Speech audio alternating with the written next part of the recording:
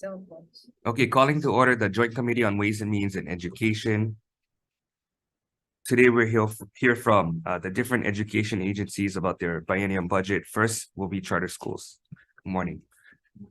Good morning, happy New Year, Senators. My name is Danny Vasconcellos. I'm the Finance Director with the State Public Charter School Commission.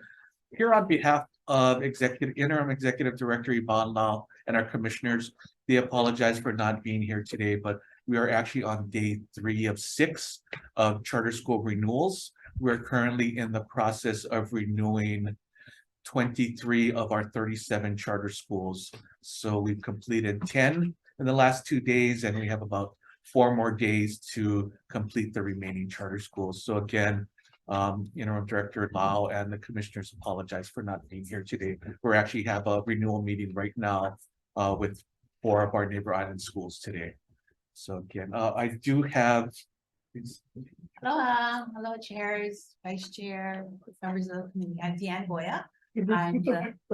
Oh, is that better? Okay. I am the director of the early learning program for charter schools.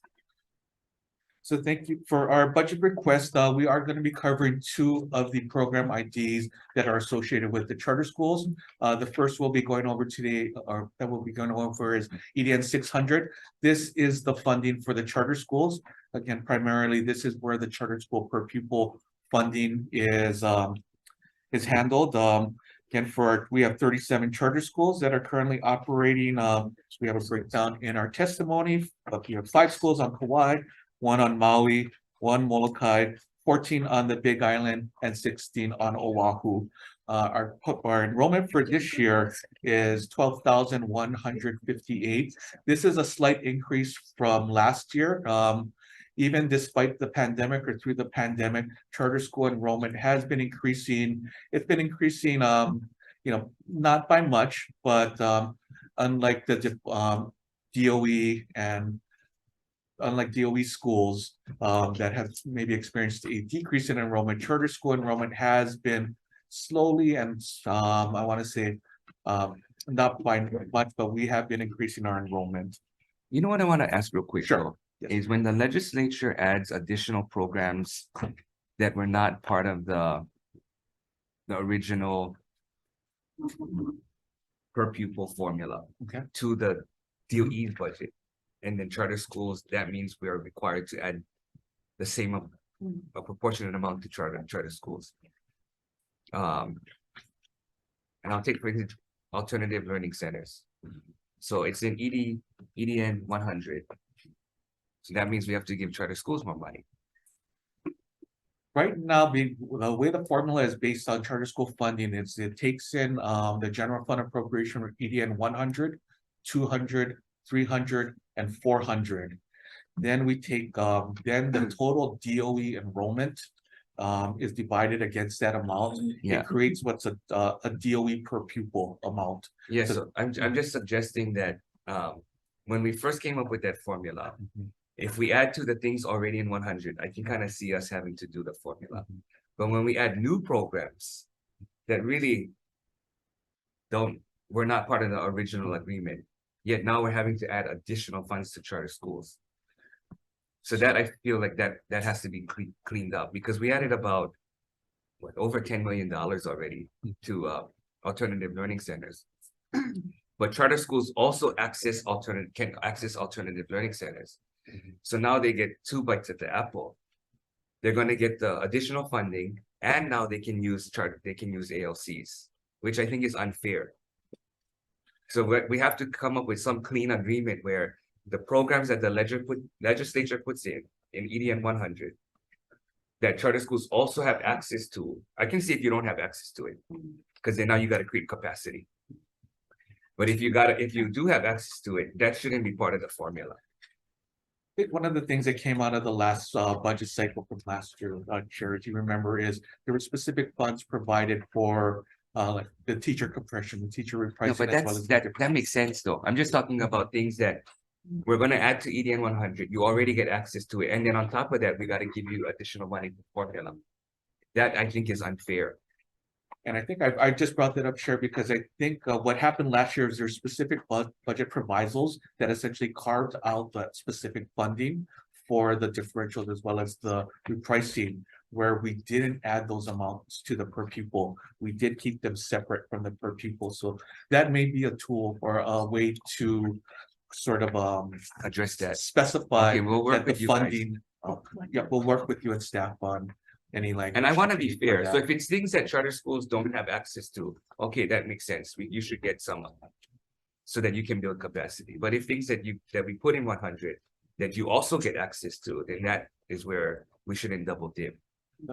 Definitely work with you and the staff on any wording that's Okay, needed. sorry, you can Oh, go. thank you. I think you have our testimony. One area I did want to point out is for federal funds, you'll see that the commission primarily acts as a pass-through for federal funds. Last year, we had distributed about 9.9 million to our charter schools. That may be down a little bit or from past years. I do want to specify that ESSER 3 or ARP ESSER funds were provided to the charter schools through the DOE. There was about a little under $28 million that was provided. But like department schools, charter schools access that money on a reimbursement basis. Schools do have until, I want to say the summer, fall of 2024 to utilize those funds. We have approximately maybe about half of our schools have already sort of tapped their ESSER 3 funds. The commission keeps in communication with the schools as well as the department to make sure that charter schools will utilize those funds before any lapsing dates come on. So you will probably see that number rise in the next year or two in terms of distribution of federal funds. But just wanted to bring that up in case you had any questions about the ARP ESSER 3 funds. They were dispersed by the department and are available to the charter schools. We have the figures in your testimony regarding the general fund amounts for the first year of the biennium as well as the second year of the biennium. I do want to point out that the budget request that is in there for EDN 600 is not specifically a budget request, but it's more of a placeholder that's actually put in by BNF and the administration. It's because of the way that funding formula is. So in our testimony, we have it as a budget request, but again, it functions more as a placeholder. Yeah, so if you can just explain then, Sure. the more we add to those program IDs that you talked about earlier, then this number has to change. There will be a proportionate change to that number. If it goes up, that number is going to go up. If it goes down, the number is going to go down. Thank you, Chair. So again, I think just lastly, again, pointing out the numbers that currently for the first year of the biennium, the charter school general fund appropriation is going to be about 128.5 million. In the second year, it does go up to $131.1 million. And that's that can conclude our testimony for EDN 600, which again is a charter school per pupil amount. Do you want me to stop with any questions on that or go to the EDN 612, which is commission and early learning? On any questions for charters? Yeah. And how often do the commission go through the renewal process for the charter schools? So by statute, the commission, we're allowed to give out 5-year contracts. That's sort of the maximum. So right now, because of COVID and some of the delays and timing adjustments that needed to happen, we are doing 23 of our 37 charter schools. We did approximately, I want to say 12, I think we did about 12, 13 schools last year. So it would be a 5-year cycle, Senator, where renewals come up. If there's anything that comes up during the term of that charter contract in terms of either a charter school may not be performing as well, or something comes up regarding finances or any of their compliance requirements, the commission does have additional processes that can address that within that 5-year term of the contract. But in most cases, charter schools get 5-year contracts. Even the new ones? The new ones as well, they will start off with a 5-year contract. Also, can you provide us with a copy of the performance measurements? Yes, yes. Last year when I saw the budget, I think I saw that there was a charter school that got some CIP funding. And I'm just wondering, are charter schools now eligible for facilities funding? For facilities funding, not specifically, there's no specific appropriation for facilities. It's charter schools will have to either pay the rent, their lease, whatever agreements they have with maybe other state agencies, they would pay that out of their per pupil funding. But I thought there was one exception. If you took possession of an existing DOE facility, then you qualified for CIP.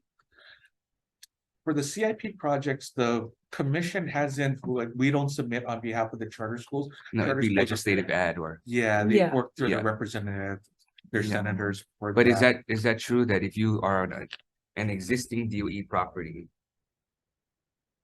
Yes, we have. that we- CIP is allowable, but It's- not for the rest? It is a lot. We do actually have non-conversion schools that have been granted CIP project or CIP funding as well. I think like Nanai, what is it, the one in Waianae? Nanakuli? Kavaihona, Kabaihona, I don't, No, Have- no, I don't- um, or Kabaihona, Kamaili, there's Kamaili is a conversion, and then Kavaihona is a startup. yes. One of the ones that come to mind that is not a conversion school is Halal Kumana. Out in Makiki side, I believe one of the reasons they got CIP funding is because they're on DHHL okay, lands. but like Anui Nui, Nueno is not, is a DOE school. oh, that's a DOE, it's just, it's a what? Akaya Puni School. Yeah, okay, Yeah. Okay. But to answer your question, Chair, there are non-conversion schools that have been given CIP funding. Okay, so it's like add-ons from their legislators Yes. mostly, okay, but The- they're eligible, it's good to know they're Yeah, eligible. the request Just would wanted be done by their legislators. Okay, great. Okay, there was an incident with an investigation on one of the Hilo charter schools. And so I'm not gonna belabor this hearing. So can somebody bring me up to speed? Personally, it's in my district that had an issue with the buildings. Okay.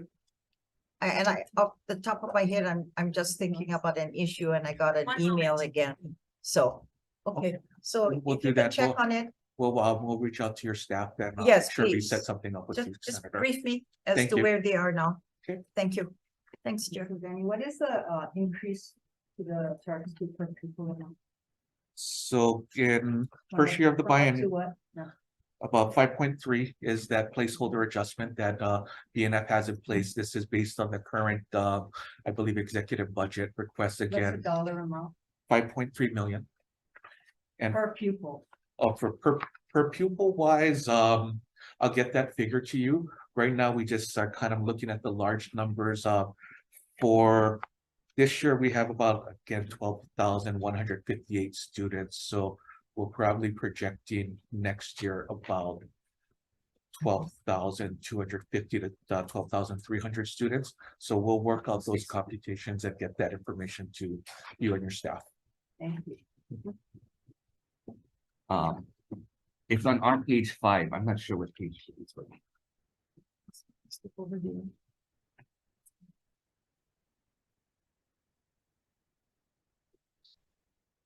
See the overview, section 2, Charter School Commission Administration. Yes.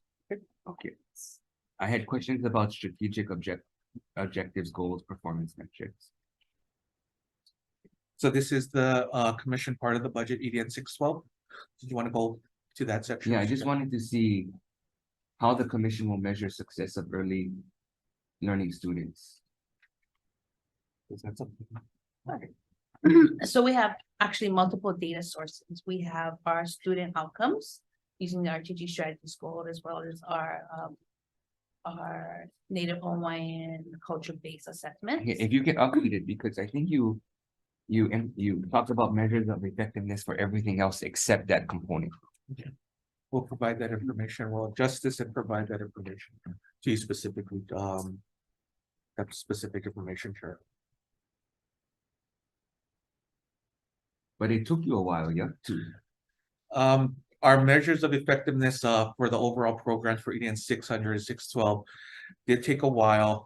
What did really drive that was our strategic planning process. We went through an initial process with some of our former directors, following COVID and the changes that came up, we actually re-engaged our strategic planning process under interim executive director Lau. And that's when we were able to solidify and kind of finalize those performance measures and finally get them into the budget and get those set up. Yes. Okay. Yes, I see we do have a link to them, but we'll get that out. We'll print that out and get that to you and your staff as well as to the members. Thank you, Chair. Any other question?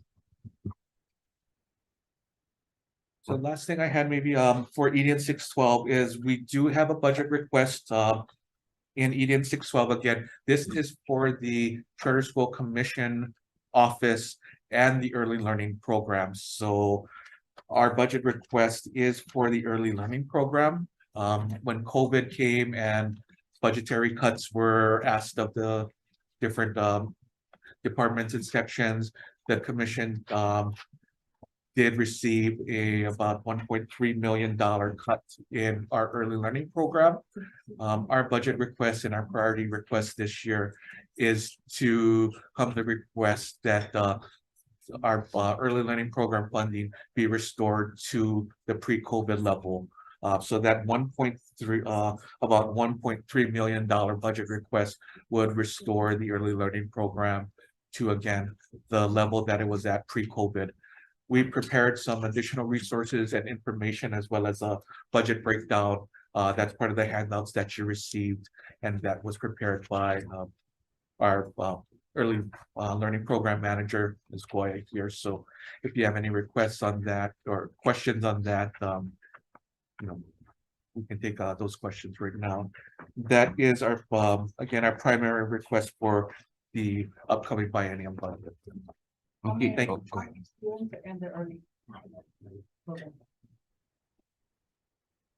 We have 18 classrooms with a capacity of about 340. And we are about 80% filled, 85% filled. What's the number? I don't have, I can. We'll get this with- Average, We'll provide you by classroom number and breakdown. Average about 16 to 17 students per classroom, And that's out of a total of 20 seats available. out of a total of seats. give me a count. Yes, Yeah. we'll do it by classrooms as well. so table 11 on the vacancy report. You don't have any expected buildings. This is the vacancy report, Chair. Is that because of what restriction? And I'm sorry, could you? repeat the You question? put expected field date, see date of vacancy, and then expected field date. You don't have a date. This might have been an oversight. We do have two of the three vacancies posted right now. Oh, okay. We are waiting, and we received some interest. We're going through that process right now. And the third one, The third one right now, based on where we are in our budget, I believe we're able to accommodate maybe two of the three vacancies. So again, we might have to work with the legislature as well as budget and finance to adjust some of the. but the restrictions are only what, $6,000, right? Right now, What is that, restrictions? I don't believe we have any. It's 6,000, page 7, attached, table 7.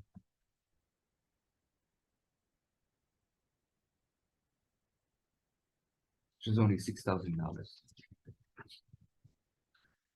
Oh, yeah, see that. Yeah, so I think we're, right now we have, I want to say, on the vacancy chart, the first position, the performance framework specialist, that is our sort of our priority. That's where we So it's need the most third help one, right now. Your ASO. Yeah, the ASO is not as much of a priority right now. We're hoping that as we get candidates, if we find candidates that may not be suitable for, especially that performance framework specialist, maybe they can fill some of the other positions in our So office. is it because the money was moved around and you don't have enough for the third one? It's actually due to some of the salary adjustments. You know, we started out, I want to say, when the commission was first created, it started out, I want to say, maybe on the low end of the salary schedule in terms of some of the administrative staff. We do have primarily in our office bargaining unit 6, so our educational officers, as well as B13, so the white collar professional areas. So you use the money from that ASO We- position to we've pay for been- that. Essentially, yes. And I wanted to go to. It's our page 287. Oh, go ahead. That performance framework specialist, what are their main duties? Right now, our performance framework specialists they're sort of the lead for our renewal process. So last year especially, they went out to each of the 23 charter schools that were up for renewal this session. They would do a review, academic, organizational, financial review. They'd go out to the school, do that review with school administrators, governing board, school staff members, and then come back and prepare the materials that we need. For all of our commission meetings, we prepare what we call submittals, which is the written documentation that our commissioners utilize to review and make their decisions with any charter actions. So the performance framework specialists, they go out to the schools, but are they reviewing the schools or the students? They're reviewing sort of the overall, they don't look at students particularly, they're looking at the school organization, the school structure. They'll look at, we do have academic specialties where they can review student data, but not as much sort of like a student evaluation. This is more looking at the general overall academic performance through the, in this case, like things like the Strive High data. They'll look at sort of structures for teacher professional development to see if there's any goals or any structure within the school for, again, working with their teachers, as well as just the general overall structure of how the school runs and operates. Okay, so they are looking at some measurement levels that Mhm. the school is expected to meet. The academic performance Yes. framework, our academic people will look at the academic data that comes out of primarily the Strive High measurements, as well as go to the schools and look at some of the maybe other academic data outside of the state accountability system that charter schools collect and compile and do that review with them. Thank you. On your department personnel remote work list, Yes, sir. why are so many charter school administrators working remotely? Right now, I'll share, I think, a lot of this, we've been, doing more visits, out to our schools. So again, our staff has been out at the schools more, trying to have more of a presence out there. And I think, overall, I think employees have reported that, their efficiency as well as their productivity has increased. Working Well, it remotely. depends on what you consider, Yeah. what's supposed to be productive. So if you give them very little to be productive about, then maybe they're productive. But if they're supposed to be fully productive, then that's questionable. And just speaking offhand, I would say, especially with the workload we've had in the past month preparing for renewal, as well as some of the other areas we've been working on, which is our charter application process. We've been working with the Board of Education, the Like, Board look of at that, Education. some of the specialists, Yeah. 5 days. The whole week, they don't even go in. We've been, Yeah. Oh, this trip.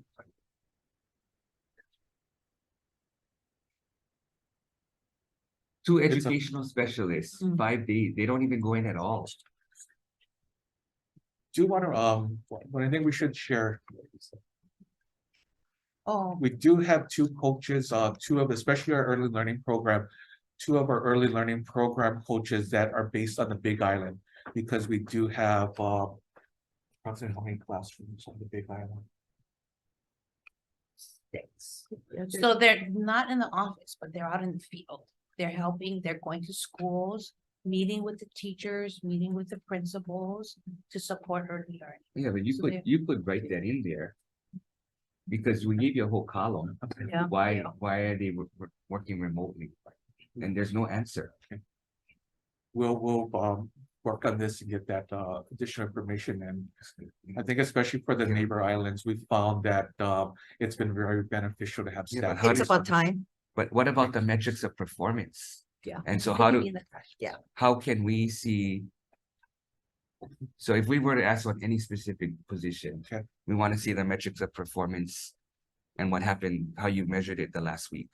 Okay, we've been working And with then our you can deputy. share with us, okay, this is how we measured this person, see if they actually worked. We've been working with our deputy director, PJ4, has actually been working on the evaluation process, going through evaluations with some of our staff. So we'll make It's sure that's difficult for built us in. to add positions if we don't see that this is being taken care of. Understand, thank you. But aside from the ELS that's on the neighbor islands, in particular Big Island, what about representation from the regular charter schools? Do you have anybody on the neighbor islands? For our You don't commissioners, have, we have right now one commissioner that lives on the Big Island. but that's a Sure. commission, That's our commissioner. but you don't have a specialist Not that would address. right now, issues. only learning staff. Okay. We have had it in the past, but that it hasn't been built, or we haven't had too many staff members based on the neighbor islands. That is correct. Because a lot more of comments or requests comes to all of us. If you had a specialist within the communities that they serve, whether it's Hawaii or Maui or Big Island, that would, address your situation and what's happening in the fields. You gotta go to their house. So what's the difference between the productivity and performance metrics between the administrator and the staff? Because both are working from home. We'll get that information to you. Again, our deputy director has been working on evaluations right now, so we'll provide that information to you. Okay. Any other questions? Yeah, with regards to that number 13, that person is 49 days, or is that she's not a full-time person, or he performance specialist on your number 13? Yes, But that person working, I guess, not a Half-time. full-time, half-time, but allowed to be 2 or 3 days remotely. that is actually we have it at 0.49, but it's about a half-time position. This was a former DOE principal and administrator that had previously retired and came back to assist us. She's actually part of our performance team. So she's one of our academic people that does the review of the academic student data. She's one of our experts in knowing how to review that data. So you can, But Do been it very involved so you can do it especially remotely for data for stuff. data, but she's also been very active sometimes, a lot active, despite her position. Can we get the salaries of all those on this list? Yes, sir.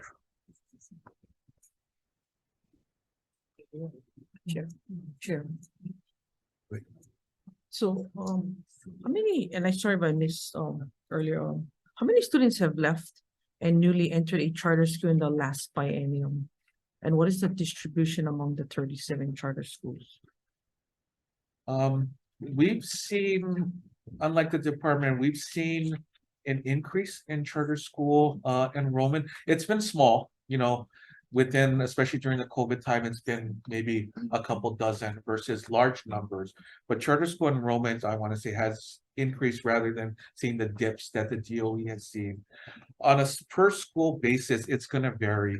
We have especially our Ni'ihau schools that are based on Hawaii. They're in the 40, 50 range. Our smallest school is on the Big Island in the Kaha area, they have under 40 students. Versus we have, our largest charter school is Hawai'i Technology Academy, which has about, right, I want to say 1,300 students. So almost like the department, you're gonna see varying amounts of, if I had to probably provide an average, our average charter school would be, I want to say, close to about maybe 300 students, but it's gonna vary with the extremes on both ends of the enrollment counts. So with the 295 public schools and the 42,000 employees and 169,000 students, what are the biggest challenges in trying to manage them all? I want to say for the charter system, I think without speaking for the schools, but for speaking on the school side, I think part of it is managing the compliance requirements, expectations of being a state agency. We want to say not only at charter schools, but in the commission, staff wears a lot of hats. We'll have myself in the office, finance director, but I help with some of the IT stuff as well, based on some of the knowledge that I have. So again, I think as with DOE schools as well, I know this happens, but it's having that staff that has to kind of fill all the gaps for all the different duties that come in. You have health and safety issues in public schools, public charter schools. So I guess my challenge in the schools in my district is, you have those that are like, oh, we want to go charter, but we want to stay DOE, but we want to go charter for certain exemptions that they cannot seem to do at the public school level. How you guys, I guess, try to talk with them in either doing charter or staying within the DOE system? Because, it's hard for us to like from here, grab money from here and throw it there, because there's pros and cons to it. That's something we can always, if it's something that you'd like to facilitate or at least be a part of, we can arrange those meetings. I think one of the understandings has to be is that, charter schools, we talk about charter school autonomy. The autonomy really exists where their instructional methodology, maybe not have to follow the DOE curriculum specifically. That's where charter schools have their autonomy. But in terms of their compliance requirements, the fiscal accountability side of things, they have to follow the same rules that other state agencies follow. So again, that accountability, that autonomy will exist again primarily in the instructional methodology model curriculum that they may want to implement. I think that's why we see in some cases a good number of our Hawaiian immersion schools being charter schools, because kind of back when we had first started, those were the schools that wanted to focus specifically on an immersion type program that maybe the department at that time wasn't ready to implement, especially on our neighbor islands. Okay, so just a last follow-up, so with those employees, how you remove those that are not performing to expectation? Because I know we get our challenges with the internal of not meeting the expectations of curriculum and so forth. How you guys deal with those bad apples? And are we talking about internal commission staff or kind of wider range? Wider range. Each charter school is its own sort of independent agency. So it's actually the charter school and the charter school governing board that's the employer of all charter school employees. So that would have to be handled on an individual charter school basis. So the charter schools kind of have to take care of their employees themselves versus the commission having any kind of administrative authority over that specific employee performance. Thank you, Chair. I just wanted to go over that one quick sentence. Yes. Employees are allowed to work remotely unless required to report to the office or elsewhere in order to perform their work, duties, and responsibilities. So where is that in writing of what is required? And then you can see they can remote it as long as they do what's required. we don't specifically have that in a policy right now. It sounds like that's something we'll definitely have to work on in terms of that This is all request. willy-nilly then. Yes, in terms of that request, it would be, one of the things we've been doing is in preparation.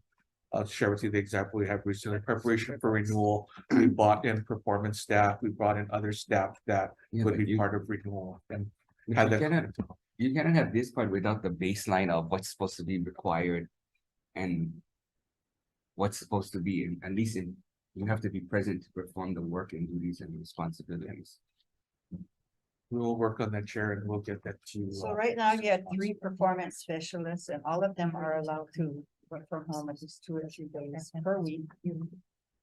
Yes, they're also the ones that also have been going out to the schools, How can they work from home if they're going out to the schools? well, when they are required to visit schools and do school visits, they are, in neighbor island cases, they're going out directly to catching flights out. They're going out directly to the schools, spending the whole day at the school. So if Twice a week only, because 2 or 3 times a week they're at home. I want to say, My during point the- is, I don't think you need another performance specialist if you can allow them to stay at home 2 or 3 days a week. thank you. Okay, so this other part, the second sentence. Employees have stated that remote work has increased work efficiency and productivity and allowed for a more positive work-life balance. Which I support, but at the same time, what are the needs of the classroom? So that has to be spelled out that no matter what, these needs have to be met. Understood. I think that's part of the, again, the evaluation process that, we've been working on currently, but I think, based on our conversation today, I think we'll have to specify that, put that into a specific, policy rather than have it as part of an employee evaluation. So that's something, You have to have a baseline. You gotta Yeah. know. I think our approach has been to try to handle it, I want to say, on a larger, office-wide method, but I think, as you said, we'll have to kind of drill down into the employee range and set specific, measurements, target goals, work expectations on the individual level, that rather at the larger level. So that's something that, And then the metrics and how yes. performance is evaluated.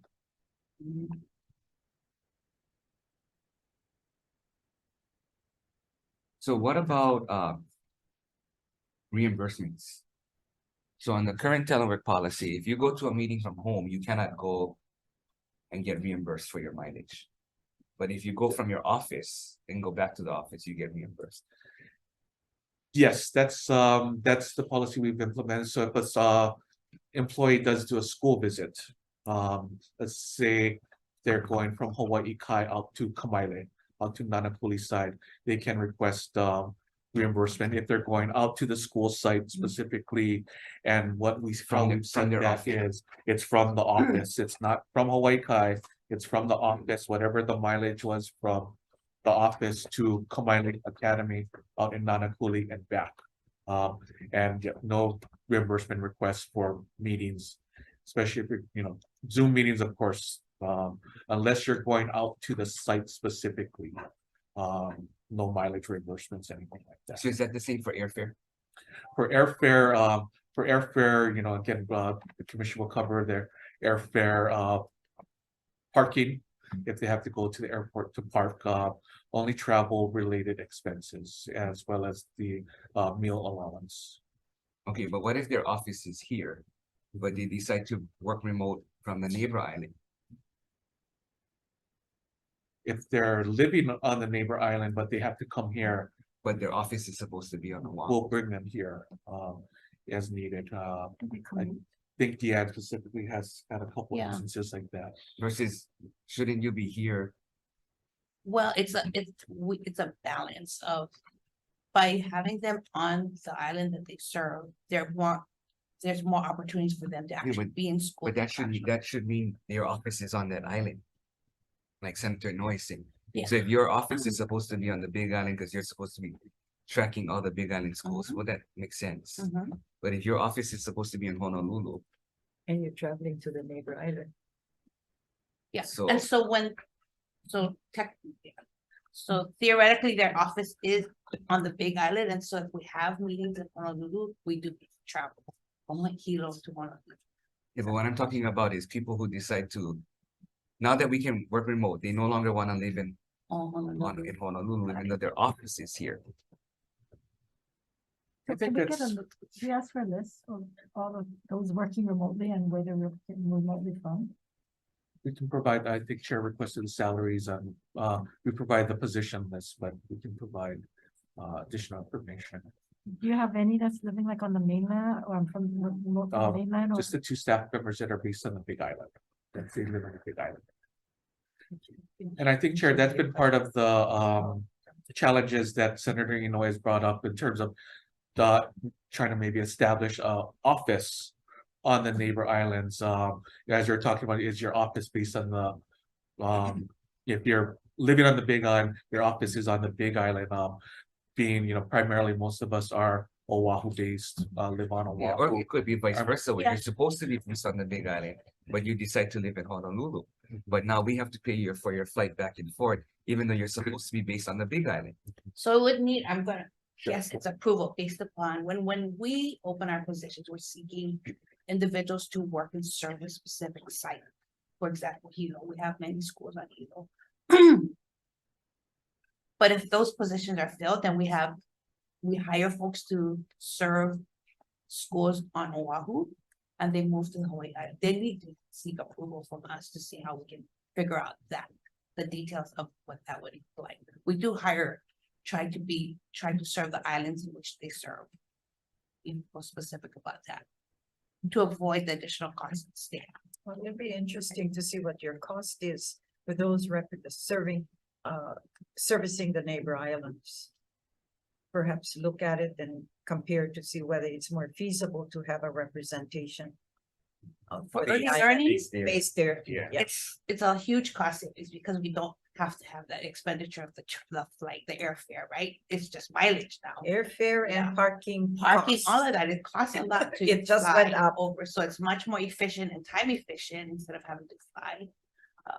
So, yeah, it really depends on where the need is for our responsibilities and our duties and what schools we are assigned to. So we probably need to take a closer look, and they would need to get approval for us in order to fulfill their responsibilities.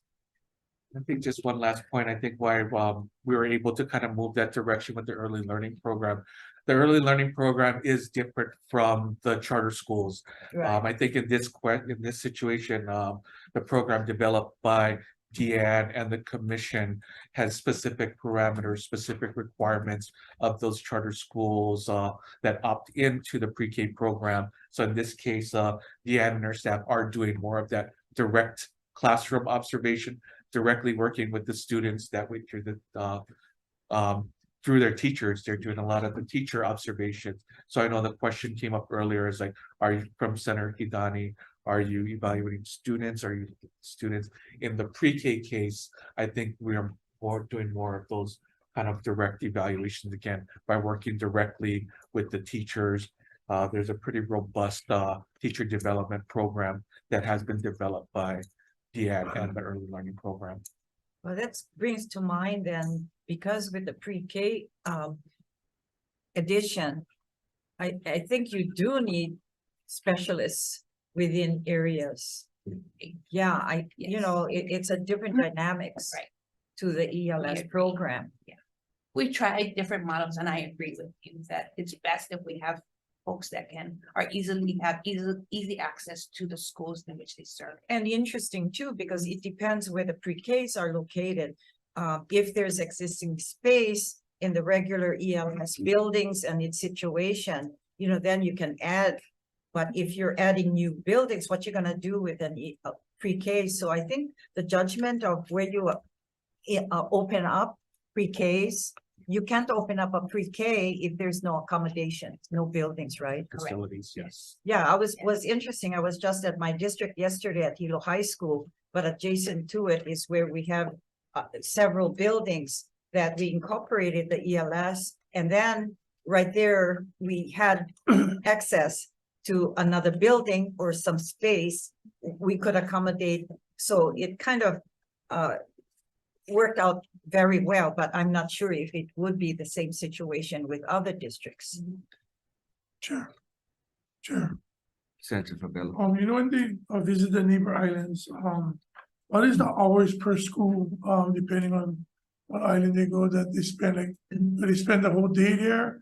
Or they observe the one classroom, because get 3 kids for 10 minutes, and then what do they do for the rest of the day if they don't have any more schools, if they don't come back? To their destination, like saying, Big Island? How many hours, how you guys know that they're doing the whole day or 15 minutes, 20 minutes observation? What is the criteria per evaluation? Per person that's doing the evaluation? Because what I'm hearing, and I just can share with you guys, because you know, I get big ears. So what I'm hearing is that they do the evaluation and they spend not the whole day doing it. And then the rest of the day they're shopping. And then if they miss their flight, they stay at a hotel and is being charged by what they're doing as supposedly quote unquote work.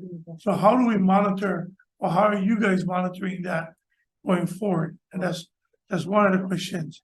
The second one, going now that we know that our Lieutenant Governor is gonna push forward that pre-K for all and try to have the DOEs have all of that going forward. What is your guys' preparation for that? You want to take that first? Sure. Take the pre-K question. Okay, I'll take the pre-K question. So, we do need to prepare for that. So that's why we're asking to restore our budget so we can get our coaches ready for the growth. We were excited about that. As far as accountability, that's important. I'm all about that. So there is a pre-approval process. They need to seek my approval in order to travel. We monitor their schedules, so they post it so that I can see. They track and take notes on the meetings, their observations, and meetings with teachers. So part of it is observing the classroom dynamics, observing teachers and children, and then also then follow up with conversations with the teachers. And then they document those conversations and create coaching. So that's how I know that they're meeting with the teachers and making the observations and their schedule. No, there's not a lot of time. I'm going to say my staff work hard. They actually work more than what they, so there's not time for them to go shopping. Yes, they have breaks and all of that. But no, there's not a lot of wiggle room time. And if I'm approving travel for a one-day travel, then they must come back and return. If they get stuck shopping, then it's on them, you know, we don't pay for that. And if we have overnight travel, they need to get that approved and justify why hotel stay, for example, is justified. So we usually do a cost study. Is it more effective and efficient to travel back and forth 2 days in a row? Or is it more cost efficient to stay overnight and then be ready to work fully the next day? So we look at a full 8-hour day's work. So you guys remoting like that, going around, you guys are really on top of that. Yep, same thing. So Zoom, if they decide, so there's both in-person coaching meetings as well as Zoom sessions, but they also have to notate that on their schedule. So I monitor that. Can you send that to the rest of the departments so they can be the same thing as you, so we know Yeah, what they're doing? I'm all in. I'm a workhorse, so I'm all in for efficiency and accountability. Please let the Yeah. other departments know how you do it. You guys have designated hotels? Or is it just, For Hilo, there's only Yeah. I don't even 2 right Right, now. there's only like. but on Oahu, Uh, is it just airport hotel or? yeah, usually we look at that because that's the most efficient as far Yeah. as time and travel and all. You got 3 hotels. You got the Seaside, Hukilo. Kilao, yeah. Yeah, they have owners. I understand it's a really nice property. Yeah, actually, in most of the cases, our staff has actually opted to come back rather than stay overnight. There was a time where they were gonna do multiple neighbor island schools within a 3-day period. You know, we looked at it in terms of, is it more efficient for them to, or is it cheaper for them to stay at the Big Island rather than go back So and you're forth? looking at airfare is cheaper than hotel. Yeah, Yeah. and in this Yeah, case. and all the associated costs, right, Yeah. of travel and parking. Yeah. Cause the meal allowance is not the per diem, right? In most cases, the staff said we rather come home, even though they gotta go airport at like 6 in the morning. They preferred that rather than have to go to the hotel. We, you know, in those cases, we did kind of look at it, we asked staff which was better, you know, sometimes it's harder to do all that travel, especially when they're driving all over the Big Island, driving from Kona side to Hilo side. It's a big island. Sometimes, yeah, exactly. So that was one of the areas that we do kind of, as Deanne said, monitor and look to see what is the cost efficient way of doing things. But also wanted to make sure that our employees are safe. We don't want them driving around the Big Island if they're tired and things like that. Well, I'd like to say, I've traveled, you know, I travel often and I see your people there, they work hard. Cause you can tell the times that they're arriving and when they're leaving. And I talk story and I know what they're doing when they get there to their destination. You know, they're fulfilling their responsibilities. And our staff do, I mean, I want to say, I think they actually like being out at the schools rather than being, you know, at the desk in the office. They want to interact with our charter schools. They want to see the teachers, the students, and like, you know, that helps to kind of raise spirits when you get to see the students that are in the schools rather than just looking at your computer screen. So we're kind of glad that COVID is ramping down where we're able to be out at the schools more and have that direct engagement. So what about the schools that are below the state average? As part of our renewal process, I know that's come up, I want to say, while all the charter schools have been renewed, our commissioners have been asking the tough questions. One of the schools that came up, I want to say on our first day, most of our schools are being renewed with conditions. One of the big that's been coming up are leases, making sure all the leases are in place, that they've been appropriately reviewed by Attorney General. On the academic side, we had a school that was just renewed with the condition that their performance outcomes to close the gap between high needs and non-high needs students. That was something that our commissioners focused on and said, you know, we want to see a reduction in that gap, the performance for those groups of students. And it's something that we're going to keep an eye on. And in some cases, we're going to ask you to report on and provide us information of what steps are being taken to. So again, how is that outcomes. documented where we can have access to it? Or That was part of our commission motions as well as the discussion that happened, so we can so share that. after the renewal, you'll be able to share with us what the conditions are for each one. Yes, we'll do that. We'll prepare that for you. Are you going to continue increasing charter schools? You know, I think we did have a baseline initially when we started, so many numbers, and then it keeps on increasing. And I think it should be judged if there's several in a district, you know, why increase it if you're gonna have some pop up in the same areas? And then we have issues like the ones we're going through now with new investigations and issues that they're not in compliance, or the buildings that they have are not suitable for a school because of the health issues with regards to the building, the old buildings. So I think we need to be very careful. Are we looking at increasing any this year or applications before you? We have been trying to run an annual applications program. We have people that are very interested. Some are very interested, passionate, and aggressive in making sure the commission offers the opportunity for new charter schools. On the commission side, we've recognized that we're opening these schools while we have the existing portfolio where we do have low performing schools. And I think that's been the balance we're trying to do. On the commission side, what we've been trying to do is look at, we call it strategic authorizing. What actually is the need that your school is trying to fill? Is it just a geographic need, or is it a educational gap? Middle schools come up as some of the areas or some of the needs that the applicants are telling us, but we're also providing as specifically in the application process, the application itself that we're developing right now. We want to make sure that applicants are engaging the community and that it's a community that needs the charter schools, and it's not maybe just a small group of individuals that it's been my dream to open and run a school. It's like, we want to see evidence, we want to see evidence that it's the community. Well, that you another guys are thing, you working have to to. work with the DOE, regular public schools as well, because I understand some of our public schools, they're losing students. And so if you're gonna, if a school is not performing by attendance in a district, and then you're gonna open up charter schools, you're competing, it doesn't make sense. That's part of some of the things we're looking at as well. We're looking with, I can't remember the data company right now, but they're gonna provide us with some GPS mapping that shows enrollment areas. So if we have, Exactly. I if think we have that a, all has to be into consideration. Because you're really we can't. Yep. Hawaii has known to have good public schools in our country. Because we know the other states are run by the counties, and we're quite unusual.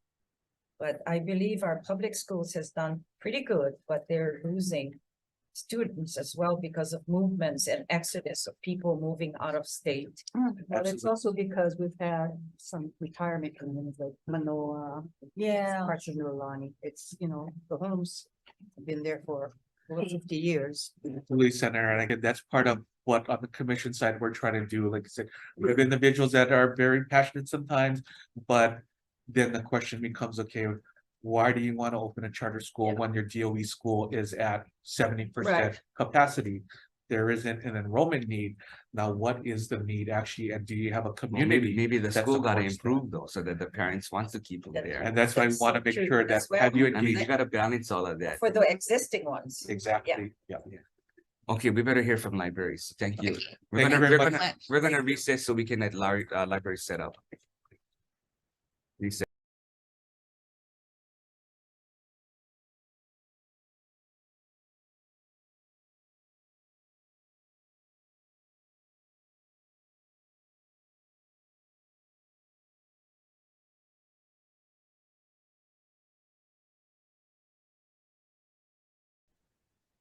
Okay, reconvening. So now the committee will hear from the libraries who will present their biennium budget requests. Good morning.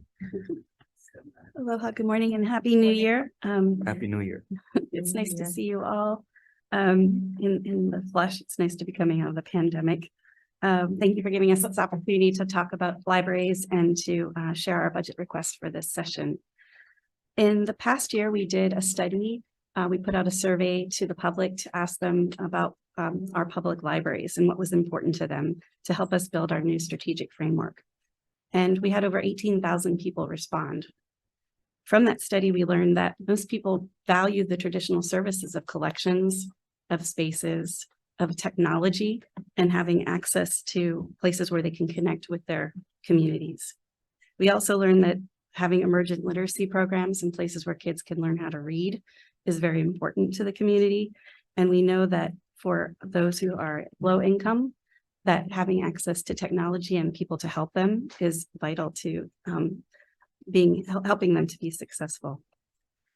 We know from just the statistics this year that validate the feelings that we hear from our public, that 28% of our physical our circulation of materials increased by 28%.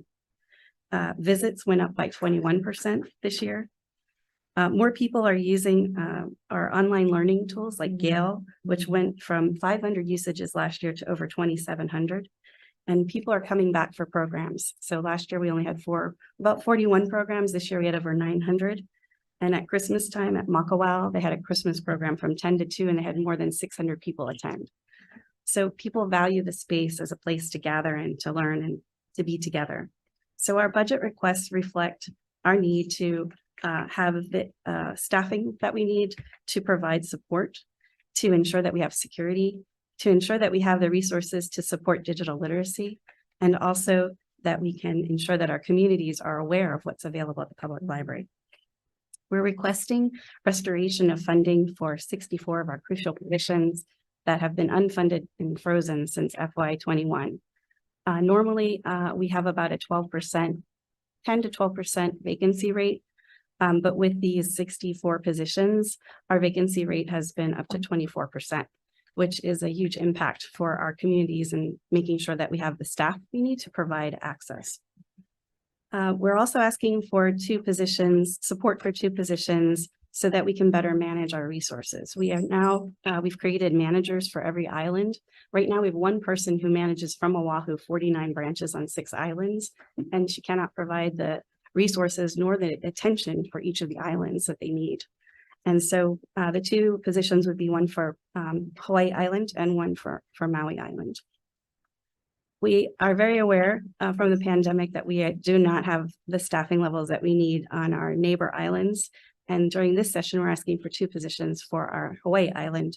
One is a janitor. We have them as a floating janitor. So when there isn't a janitor available, he can float to that library and make sure that it's clean.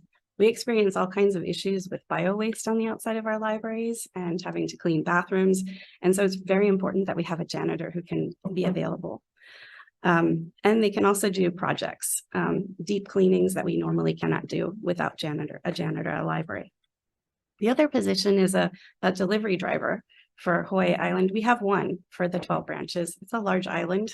And if that driver is not available, then there's no delivery of resources. And as I mentioned earlier, our physical checkouts have gone up 28%. And that means people are ordering books from all over the island to be delivered to them so that everybody has access to the same resources. In concerning security, we've had large discussions with the folks who are at DAGS about security because we need to update our contract. And what we've become very aware of is that our current contract, which is $15 an hour, is not enough. That security guards now make between $25 and $30 an hour. And so our current company is having a problem hiring people. And so in the branches, sometimes where we need them the most, we don't have security guards. So this additional $550,000 would help us be able to up the amount of money we can pay per hour. In last year, Senate Bill 2214 passed, which placed responsibility not only for literacy, but digital literacy for libraries. And this funding is to focus on having a person and also resources to coordinate and manage statewide initiative around digital literacy. We have some partnerships with Department of Labor doing classes around the state. We have resources online, we have North Star, and we have Skill Finder.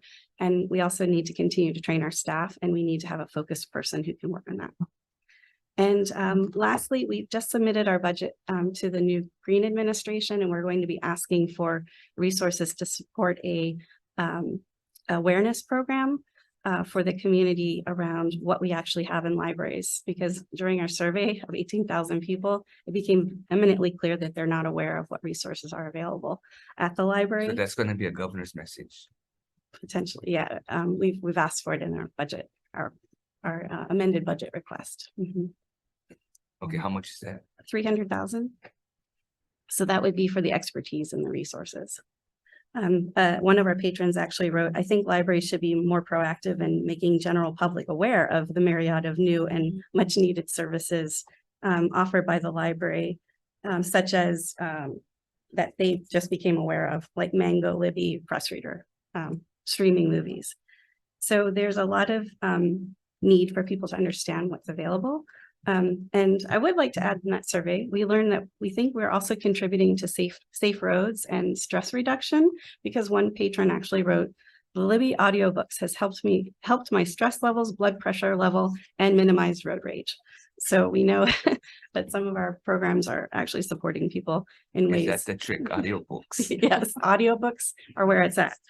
So those are our key general fund requests. And I'd like to turn it over to my colleague, Mallory Fujitani, to discuss. Now I know what to give my colleagues for Christmas. Is that telling me? Hi, Mallory Fujitani from the State Library System. We have 2 requests for our CP budget request. The first one is our annual request for lump sum funding for health and safety projects. This allows us to be able to complete projects that we started with the prior biennium budget lump sum funding. So maybe we start the planning or design in one budget year, and then the next lump sum budget cycle will use that funding to fund the construction when we have a better idea of what the actual cost is going to be. And then our second budget item request is for an additional $10 million for the consolidation of the Kial and Mountain View public libraries. Right now, those two public libraries are in the middle of a school campus. So for the last 5-7 years, we have been working on identifying a location to relocate the public library away from the center of these campuses. In the end, what we would like to do is we would turn over that current building back to the schools that their campuses are housed on, so the schools can have an additional building. At the time, the appropriation was initially made in 2021, $10 million was in the budget, so there is 10 million that we're starting we have the design work started on. At the time, that was the cost, our best estimate as to how much it would cost to build the new library. But as you are aware, cost escalations have been significant in the last several years. And also because we are collapsing two community libraries into one, we are looking at a bigger space. So right now we're looking at a 12,000 square foot space, but also the most significant part of that project is to add community meeting spaces, which is much needed in especially the more rural areas where we are the only community space where they can have access to do meetings, to have small group tutoring, or just, for the general population to use. It's a growing community. Very, very much Is so. that the $10 million? Yes, this would be in addition to a prior appropriation of 10 million. What area is this again? Kiao and Kiao. Mountain View. It's growing Mhm. real fast. The Mountain View Public Library is literally in the center of campus. And so in order for the public to get access to those resources, our security guard has to walk them to the library. So it actually is discouraging to the public. They want to get to the public computers and all that to even get to the library. The library that was built there was thereafter, was it? Is it the old housing for the teachers? It's outside of the campus, yeah. I mean, On it's Mountain- within the Mountain View. Mountain View, I think it was there in the beginning and then the campus built around it. So It was a separate building though, right? It's a separate building. Yeah. It's So built what in we're the saying 60s is, or 70s, if you're whatever. looking at building one to address the two communities, and if that building is outside, separate from the main campus, you said you're gonna turn it over? Because Thanks. DOE can use a lot of empty buildings within the area. Mhm. So there will not, the new library that we're trying to build is going to be on the edge of the Kial Middle School property, right along Kial okay. Road. Yes. Several years ago, we did do some community meetings and the Mountain View community was okay with us not citing it in Mountain View. that The they'd be willing traffic to is horrendous off the highway. Yeah, it's a better arrangement that you have right now, is what I'm hearing. and the schools would get back, Mountain View would get back the library and the Mountain View campus, and KL would get back the. Okay. Sure. Senator Favela. What is the amount that you guys need for security, you said, and to up it? 550,000 And then what you wanna up it to for security guard? How much you wanna for pay the for security amount? guard? Yeah, per hour, $25 to $30 per hour. And that will depend on whatever contract we have with any. okay, the only reason why I bring this up, so I'll give you an example of this. I know about this because I security. So we're gonna pay the security company, Joe Mokolo, $25 His favorite. an hour per security guard. If we find retired, Tata, to take the position and pay him $15 an hour. Yeah. So if you ask for money from this body, money you're asking for the security guard needs to go to the security guard and a percentage go to the company, because that makes no sense. Because that's what they was doing at the airport, and that's what they was doing in every single community. They tell us we like the money, $25 an hour, and they pay the security guard who's retired $15 an hour, sitting in front of the library, falling asleep. So if we're gonna pay them $25 an hour, they should have the guard card and the money should go to them. If the security companies cannot handle that, and they shouldn't contract it, because that's what's happening. Taking majority of the money goes to the security companies, and that's what Securitas and all the other guys did for a long time. So that's how I found out, is because the airport was paying them $27 an hour. If you ask the security guy on the curb how much he was getting paid, $15 an hour. He was getting $15 per man per hour extra because they wasn't paying a man. That's the reason why they had problems or whatever. So that's something that we gotta look at. If we're gonna give the money for security, we let know the percentage that the actual guard will get after you contract it. If not, then we just gotta have to either hire sheriffs or get some prison guards out there. I absolutely agree with you. Thank you, Senator. Can I follow up on that? So what company do you have the security, contract with right now? So United bought out Securitas. No. No. We had That's Star, not true. Star bought out. Bought out by Ally. Yes, thank you. Ally. Okay, I'm completely wrong. It's just that, Thank you. I'm glad you're here. we're in our last year of the extension of the contract, so we're gonna have to go out for procurement again. And so when we talked to DAGS and the SPO office late last year, in the last couple months, they were saying the average going rate for security guards was the $25 to $30 range. And so that we needed to be prepared. So the 550,000 would be in addition to our current base budget that we have for security, Okay, because based on the number of hours we normally ask for, and then the differential in the hourly rate. because Senator Favela is correct. The going rate that is being paid to our guards right now is $15 to $18. Yeah. I know that for a fact. $15 to $18 is what they're paying the guards. And so if you're paying them 30 or 25, then there needs to be something in the contract to say, what is your percentage that you are taking? Right. Because it's certainly not going to the guards. And when the minimum wage, because some security positions, we're paying $13 and minimum wage. That's ours. Yeah, So our contracted rate is like 15 something right now. in this right. last And so year. when we raise the minimum, they haven't raised all the people that have been earning $15 or $18. So that's also a problem that. And the new inflating company, costs. yeah, and the new company has been telling us, well, we just can't find guards who will be Yeah, paid that less, so we can't help you. Well, because it's so low, Yeah. paying the guards so low that Because they're- they don't get good people. Yeah, you In the know, in the contract too, sometimes they put in the contract to be really, like they really care. They put like they're gonna give medical, sick leave, vacation, and ask them if they got it. Zero, no, they don't have it. But what about Kono though? I thought Kono said we had to try to build our own security division. Does it, that, So we used to have a category, it was called security attendant within the thing, but that category got eliminated a while back. That's why we have to contract out with. Right, okay, I mean, as long as Yeah. you guys can do it, I just thought Kono said that sure. those jobs we would have. to do. Kapolei Library has a state security guard who used to be ACO, who got injured. Now he's getting paid for the state security guard at the library. So try to look into that, because I asked him, why would he do something like that when he's working there under that relocation of his prison. we'll check into that, thank I you. gotta please check, because I just remember that when Senator Rivera Cruz just said that. We had our own security table, and I just remember that he was working there at the library.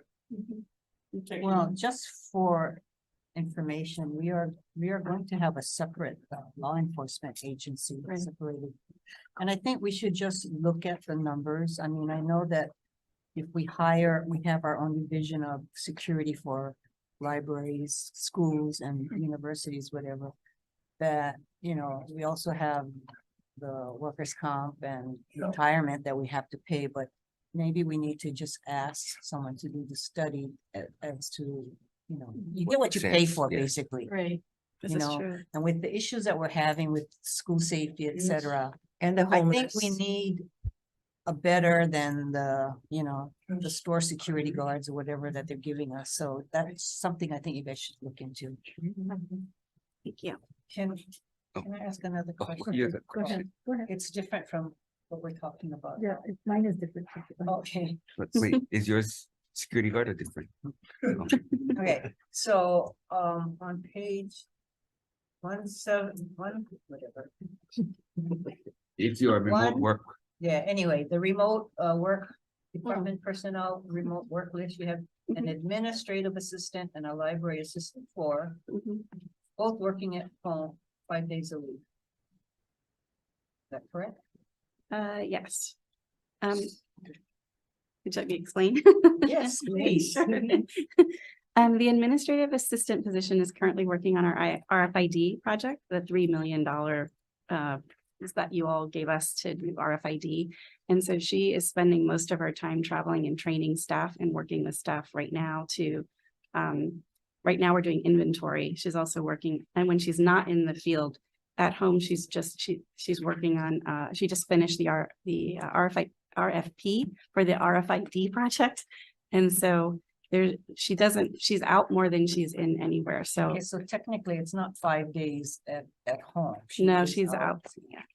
And then the second position was a request for personal reasons to be able, she does work in the office, but then she works in the afternoon from home. And so we made the exemption for her because, and it's only through May, because of the work that she does. She's an expert and she procures a lot of our materials. And so it allows her to continue to do processes. And so we can measure that because we can see how much she's actually produced. So it's a half day at home. Yeah. Thank you. But you have the metrics for performance outcomes. Mhm. And we actually have, we have a form that they have to fill out saying what they've worked on. So I get a form from my administrative assistant. Did you guys establish that on your own or did you get that from DHERD? I think DHERD started it. And so we just continued on with the process. So if you're It's working. kind of a timesheet type of. Yeah, so you added to the form. Mhm. So They they gave you write a out, base form and then you changed it, you edited. I don't think we've modified it much, but they have to tell what they've done during the Sure. times of the day. Yeah. So we know Yeah. what they've worked on. And I meet with the administrative assistant pretty much weekly, so I know what she's accomplishing. Once a week. Yeah. I want to follow up though. I do have a separate question. So on the first one, does she have to come in at any time at all? Like once a week, at least come into the office or? Occasionally she'll come in and meet with me. But because right now we have a short time frame for getting everything done. And we're just implementing a new system for inventory. She's out more. She's out actually training libraries. But right she's now. filling out the paperwork, which library she's And I visiting. sign off on it every week, so I know where she's been and I know what she's been doing and how she spent her time. So on the second one, when you say personal reasons, is that have to do with childcare or? Yeah. So is she getting paid full-time though?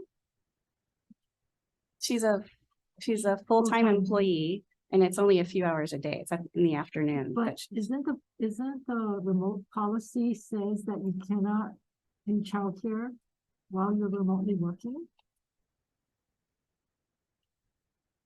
I think it's not ideal if you're providing childcare, but she is able, it's a situation where I made the exception and I said, we need to make sure that she's doing the work. Yeah, the So- DHERD director said that when you're working from home, you still have to have someone doing childcare Mhm, for you while you're working from home. mhm, You cannot be the caregiver. mhm, mhm. So that is the case, she has somebody there?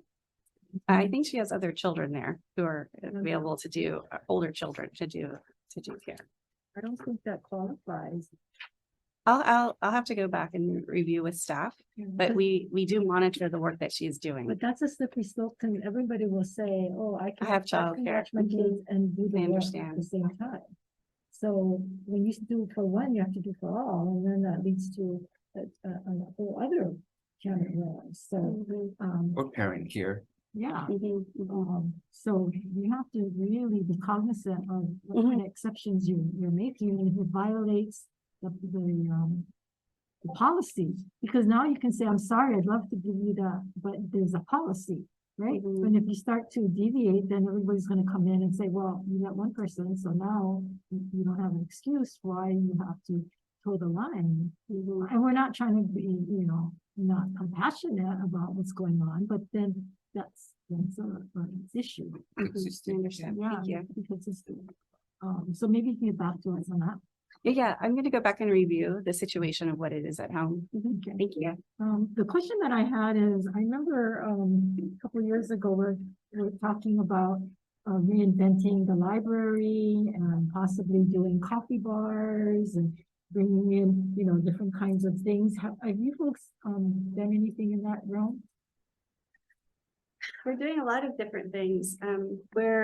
As we're building new buildings, we're looking at how do we build spaces that offer that Yeah, that you can opportunity. lease. Mhm, I mean, we've been talking about it forever, Right, mhm. And creating some- revenue, and there's examples all around the world. internet bars, you know, coffee, I mean, like Starbucks is.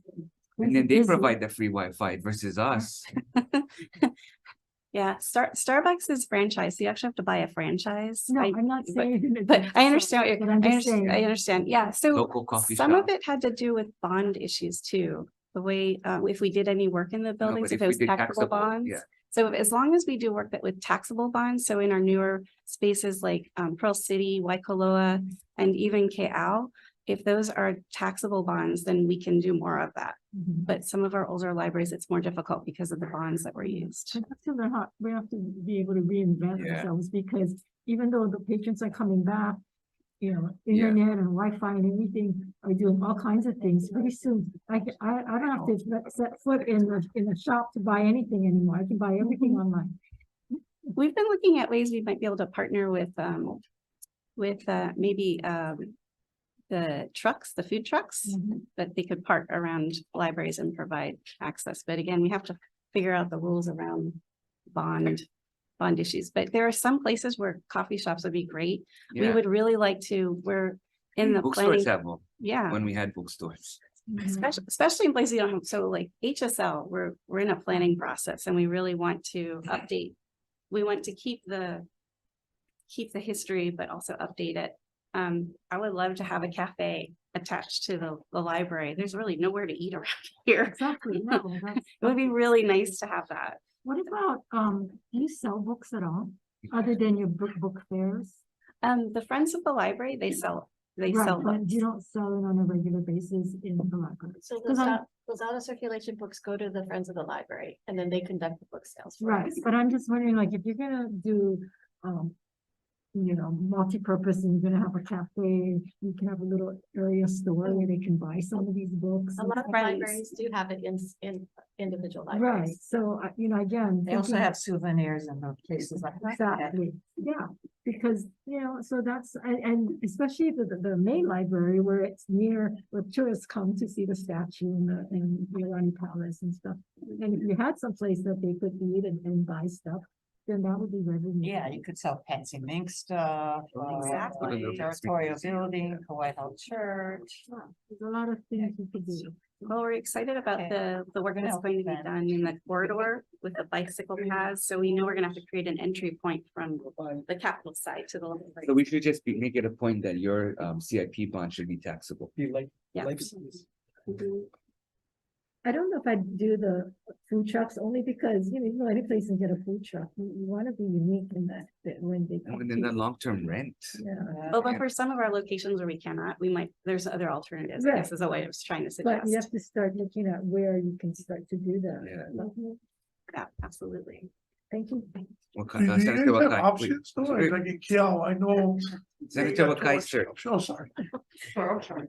I just need to talk about Wi-Fi management. Sorry. Thanks. I really like the way the libraries have innovated their spaces. I look at what you did in Waipahu. You have the esports program there. You and I've had many discussions about turning some of your spaces into makeries in the future. Mhm. But I see in your budget request, there's not really any request to go in that route of doing things that are really different, which you have had success in doing in the past. Is there anything else that we could do to help you kind of just really help reinvent the libraries? For us, the requests are foundational right now, because if we have those bodies, then we can take it to the next level. So when you have one person who's responsible for all operations, it's really hard to support the libraries who are coming up. We're trying to balance local, island, and system-wide. And when you don't have the support at the island level, it makes it hard for us to do innovations right away. So what we've been doing to innovate has been partnering with folks. So partnering with True to do the esports. And so we're able to, we've been exciting some people outside of libraries who want to partner with us to do different kinds of things. So we have the ability to do that part. It's the other infrastructure part to keep it going and to provide the support so our libraries can keep those things going that we need right now. Do you need any statutory changes to the law that allows you to do partnerships? Because as you were mentioning to Senator Kim, I mean, there are impediments for you, the bond issuances, if it's free or not, to do leasable space. But in the realm of partnerships, have you found that there are any statutory changes that need to be done to help improve these partnerships? Not related to the partnerships. We usually we're fluid enough that we can do partnerships, and we work very closely with our friends too, who raise money for us to do various projects. So it's if we can get, we are a tight ship right now. And when you have people who can only just do the basics to keep things open, it's hard for us to get to the next level. So it's, if we can get those foundations and we can get our positions and we can fill our positions, then you start to give people breathing room so they can look up and do more than just trying to check out books and do the basics in our libraries. Thank you, Chair. Senator Favela. Oh, sure. Talking about the Wi-Fi again. I know in Hilo, there's only certain, like spectrum or certain things they can supply. So do you guys have a problem up in the rural areas in getting some providers to bring For internet? For internet. So currently we have a project, we received E-rate funding, federal funding to help support connectivity. And we're upgrading all of our connectivity to at least a burstable gig in every library. So we're increasing that capacity. The challenge is Hawaii Telecom has some issues with getting connectivity to some places. So Hana is one of them. Wakahoihoi is another. So there are a few places where we do face challenges. But they are supposed to get that connectivity to us because they bid and said that they could make sure that there was connectivity to all our branches. So we are upgrading right now for every branch. So we know that there have been issues with Wi-Fi. So we're changing out the technology and we're upgrading the access points. So there should be improvement over the upcoming months in our libraries. Sorry, just one more question, sorry. The librarians, you guys have enough librarians to provide for all the libraries that we have? I would say no. I would like to see Yeah, more. that's why they gotta do public-private partnership, lease space, so they can create more revenue, so that they can add more positions. But unless they do these creative things to create Yeah. revenue, they're gonna be capped at the general fund amount. Okay, So Yeah, that's why it's- they gotta do some of these things so they can get revenue. Then they can add more positions. And we're trying to be creative with how we do positions. So we really have been examining all the positions that we have, and where we Yeah. can, we shift them. But if we can talk about, do some of the things that was mentioned in regarding using your space to create revenue, those special funds can go to pay for these new positions. Okay, when you ask about that, about changing rules, and I apologize, I'm a little slow. Actually, we need some changes in our administrative rules regarding enhanced services. And so anytime we put a fee to anything, it has to be a part of our administrative, it has to be in the administrative rules. What kind of services? And enhanced services. So enhanced. anything we do that we want to charge for, I would love to be able to charge people more for library cards, like a person who Well, comes and we can visits. pass a statute that can supersede the rule. Okay, good. So So you can just work with the committee. okay, I'd love to talk about what we charge for library cards, because people from the mainland come and they love, so now people who are really smart will get library cards so they can use your digital resources. And we charge $25 for 5 years. That's ridiculous. Or $10 for 3 months, and it's not enough. I think there's. Well, you have a couple days to come up with a bill that we can introduce on your behalf. All right, because we could also do, people like to collect. We could do cards that people could collect on all the islands. We Yeah, have like lots the of Star- ideas the about Starbucks making money, but every time I go gift to it, it's like, cards. no, it's an enhanced fee and we have to go through the whole process to change. Separate charge for local Yeah. And if they're doing books and not the digital stuff. It could be like be the a different Starbucks gift charge. cards. Mhm, mhm.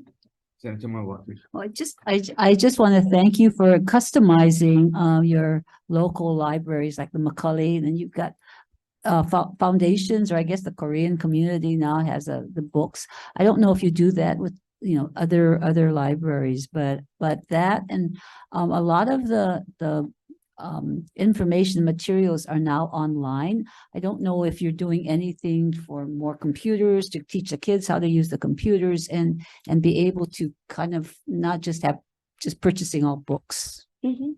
So that's along with the digital literacy. We've just replaced all of our computers and we have 16 Chromebook labs in every single library.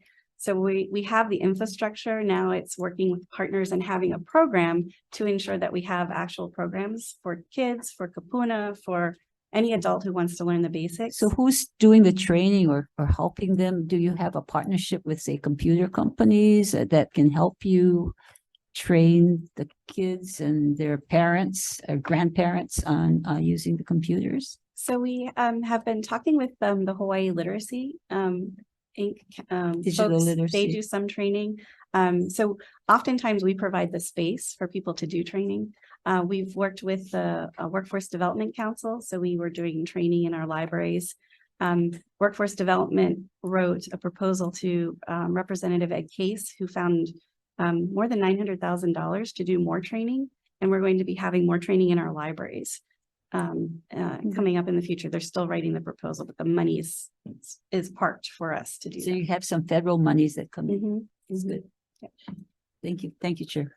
So I know you've been in touch with the Lieutenant Governor about some early learning opportunities.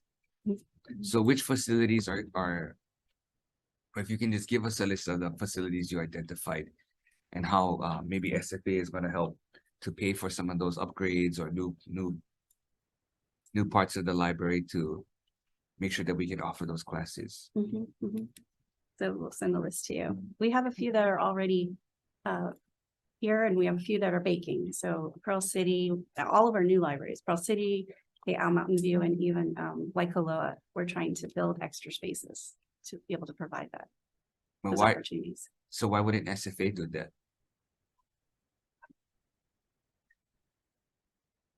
Mm. Versus you? Well, I think in Because some, then we should use the 200 million, shouldn't we, to be upgrading those spaces for early learning it would be helpful. Absolutely. Mhm. or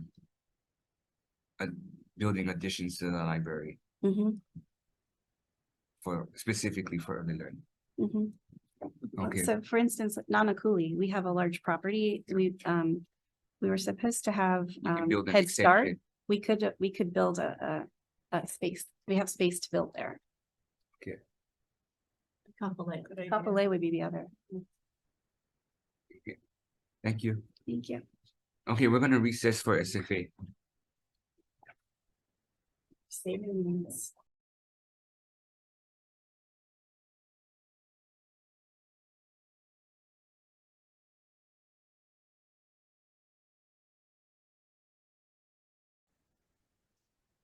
Okay, calling to order reconvening for SFA, School Facilities Authority, who will present their biennial budget requests. Good afternoon. Good afternoon, Chair. Mahalo, Jared De La Cruz, Chair Kidani, and members of the Ways and Means Education Committee. My name is Chad Keone Farias, and I'm the Executive Director of the School Facilities Authority. Mahalo for the opportunity to present our biennial budget before you today for fiscal years 24-25. Before I begin, I would like to introduce Scott Fuji, our Administrative Services Hi, Officer. Scott. Who's that? You look like you've aged. Gracefully, I hope. Members of the committee, you have our testimony that we submitted. Our executive budget request is for 3 permanent FTE positions Continuing. to increase our capacity as a new authority and fulfill our statutory obligations set forward by this body. We are not requesting additional funding for these positions, but we are requesting an internal shift in our budget to accommodate the salary needs for the three positions. Within the executive budget, we also have two capital improvement project requests. In fiscal year 24, we are requesting 750,000 as a lump sum for statewide capacity projects.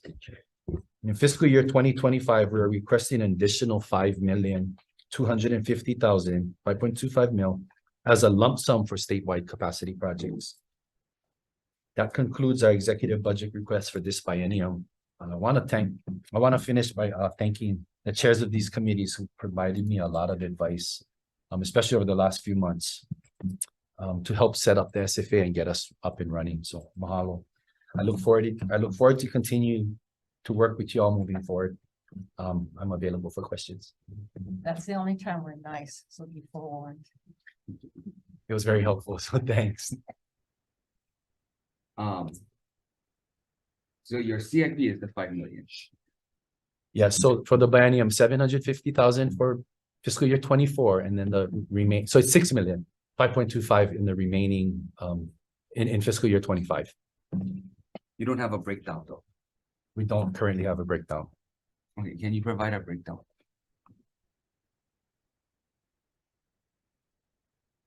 How many board members do you have? Oh. Who are they? We have 5 board members. Board chair is Alan Oshima, Harold Edwards, Candy Suiso, Bettina Maynard, and Lindsay Ball. Is it neighbor island representation as well? Yes, Lindsay Ball is former CAS of the Canoe Complex, so Hana Molokai resides Big in Island? Kihei. No, there's I only mean- 5. Oh, So you can't no, get- who's Hilo?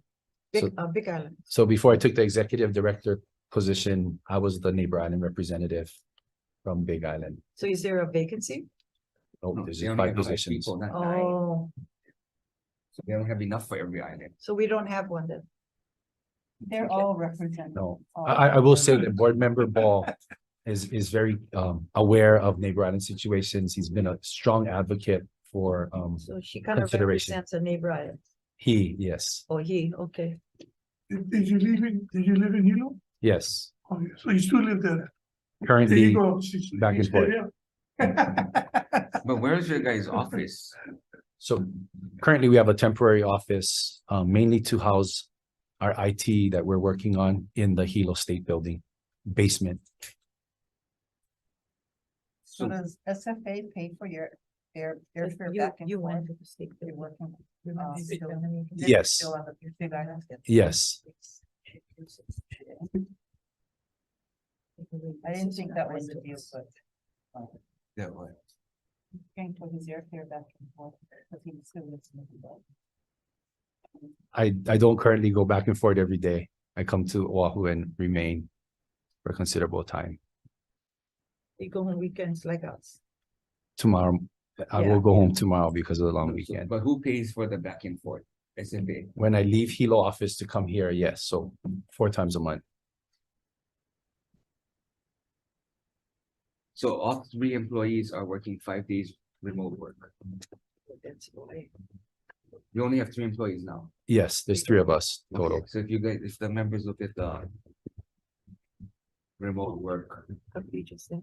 it's page 139.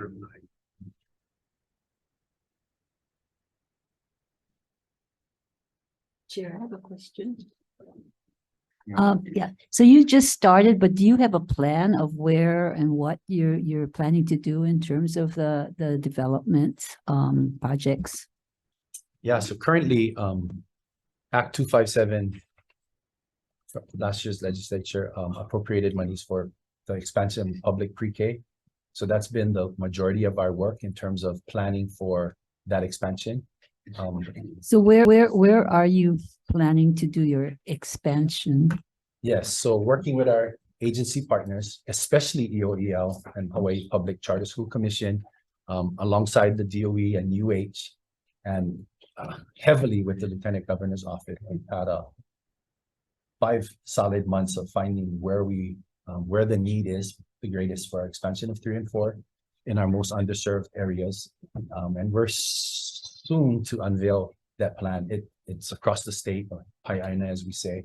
And again, working with our agency partners, we've identified. So where are they? What are the projects? Or do you have that? Not yet.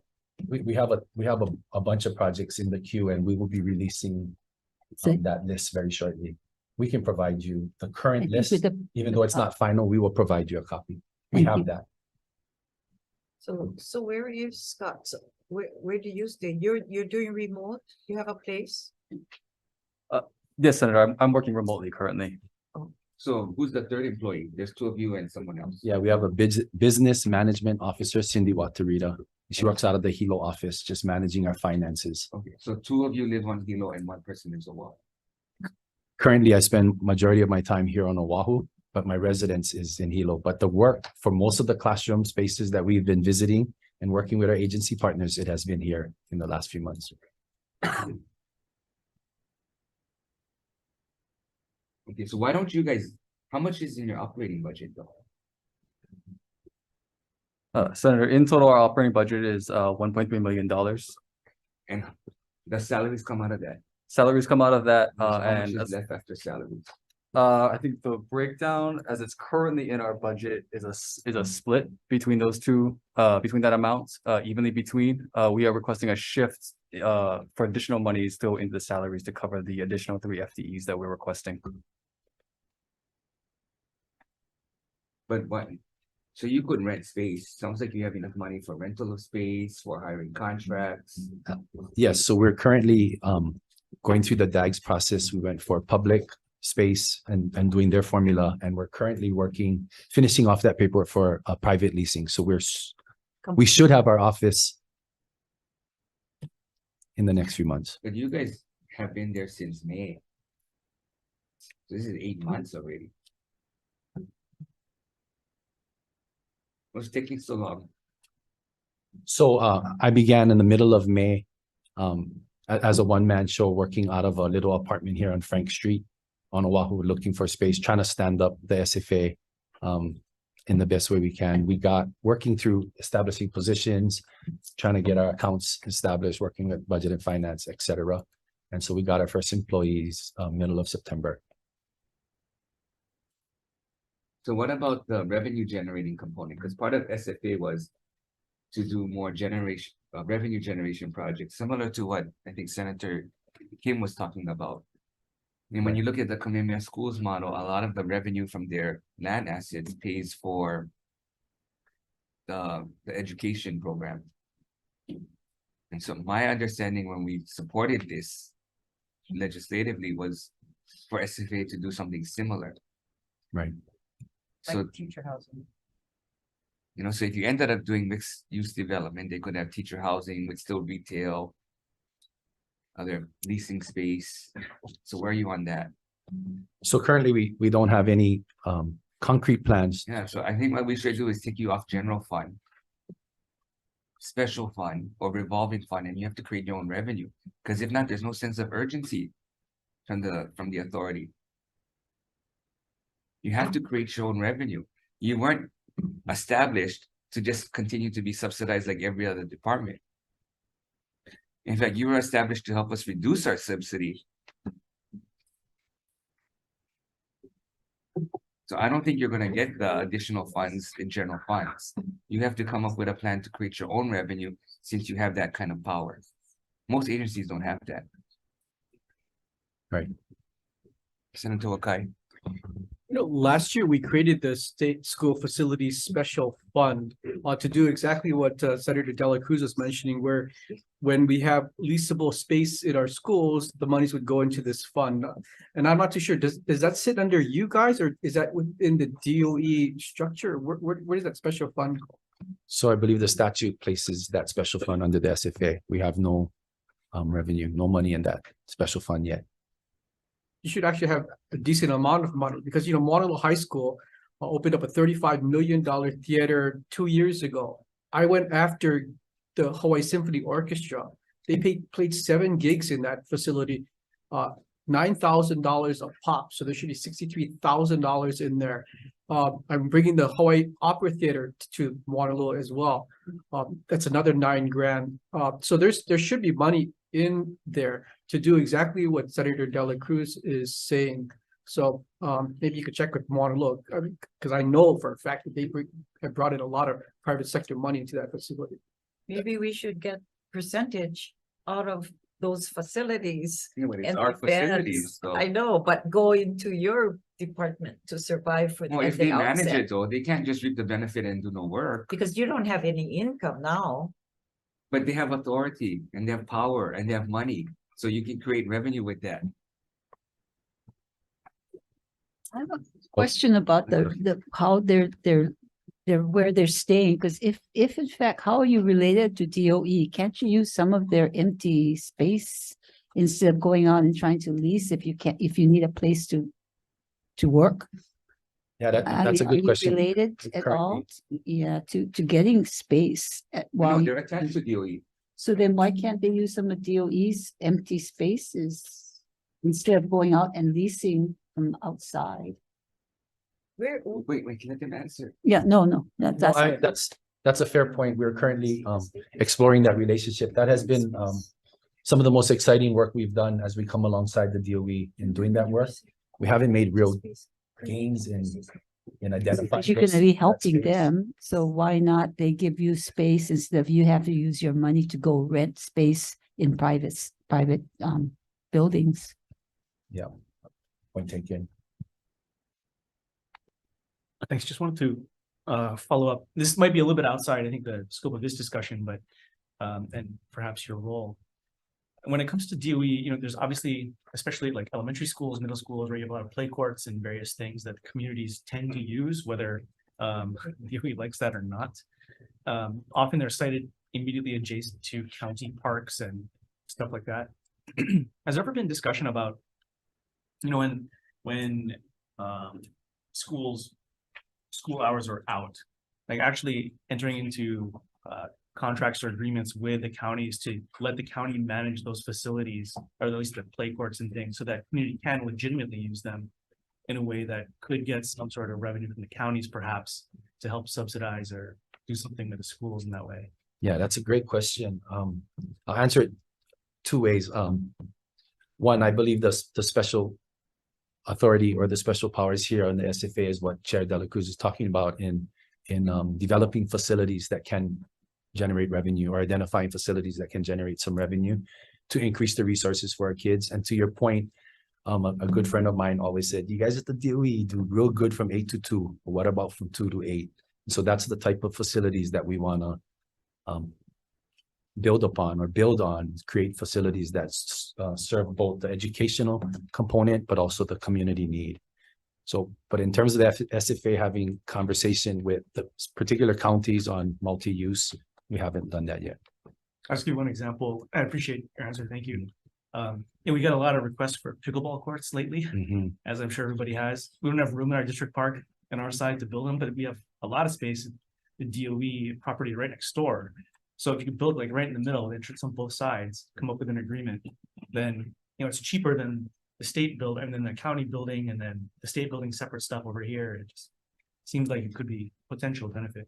Yeah, that's a great point. Something that we'll keep close. Again, our core mission is to do that, build for educational need and our communities. Yeah. And I wish we started yesterday. Thank you. Thank you, Chair. Question is, Senator Kalani, when we went to Gentry's building, what was the name of that building we went into for that EU and Donna? And we were sitting before, it was that group of people giving us stuff for the DOE. In Gentry?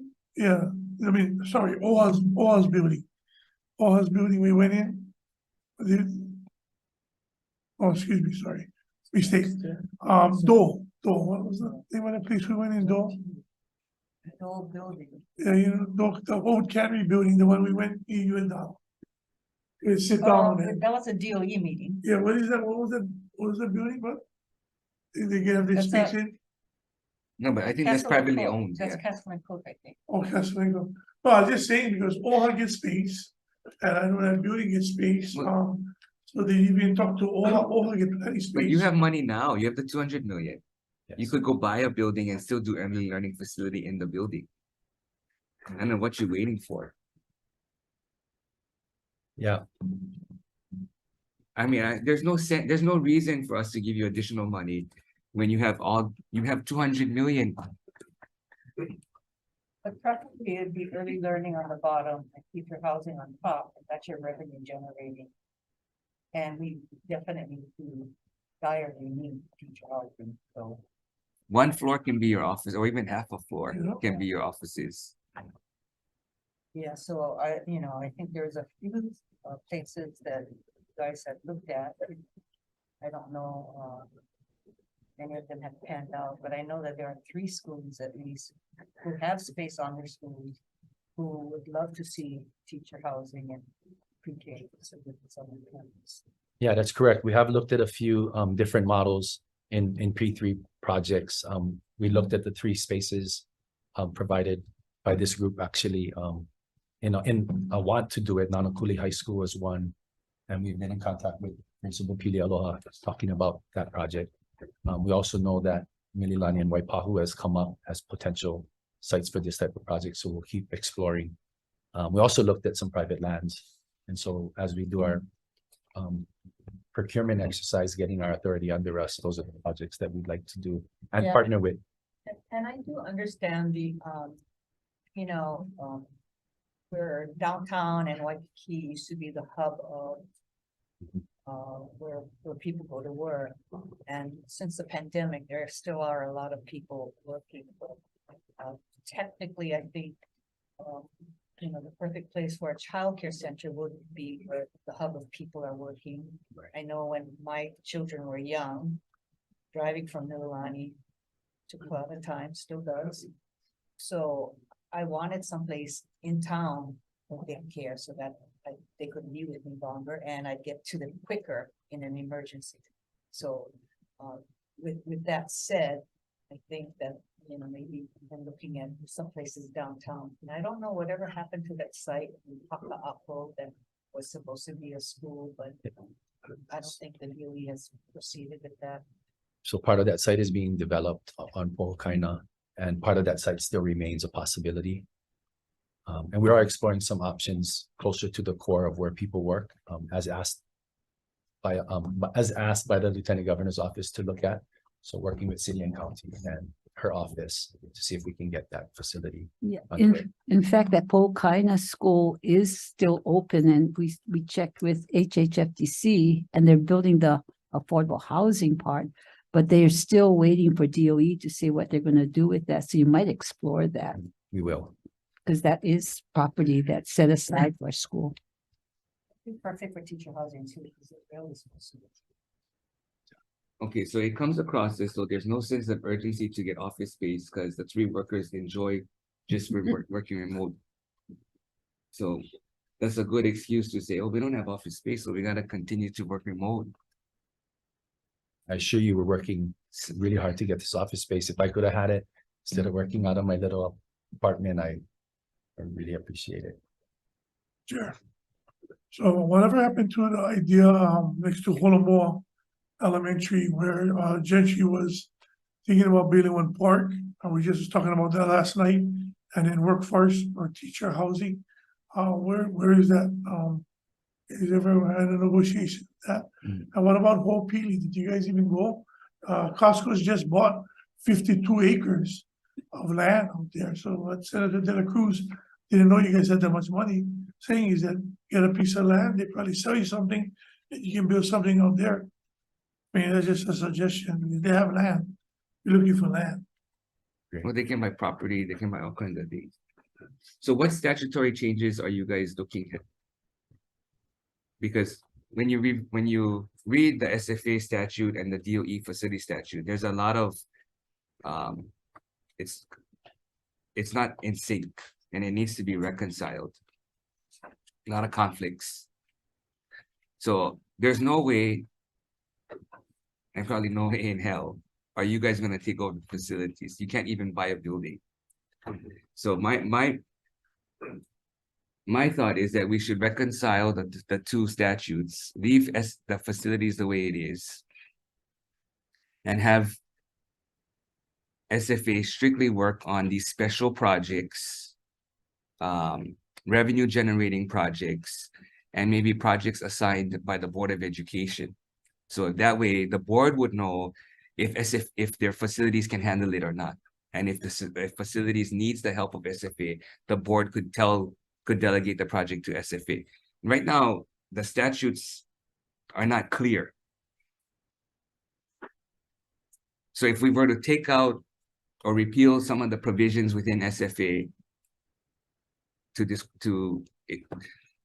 that it would comply with what I outlined, we could add other provisions to SFA so that you can complete these kind of things like mixed-use development. So you could copy portions of HHFDC or HCDA where you would have some land use ability now, so that you can do mixed-use development. So we take out the things that facilities already does, that they're probably going to continue to do, unless they say they're not going to do it.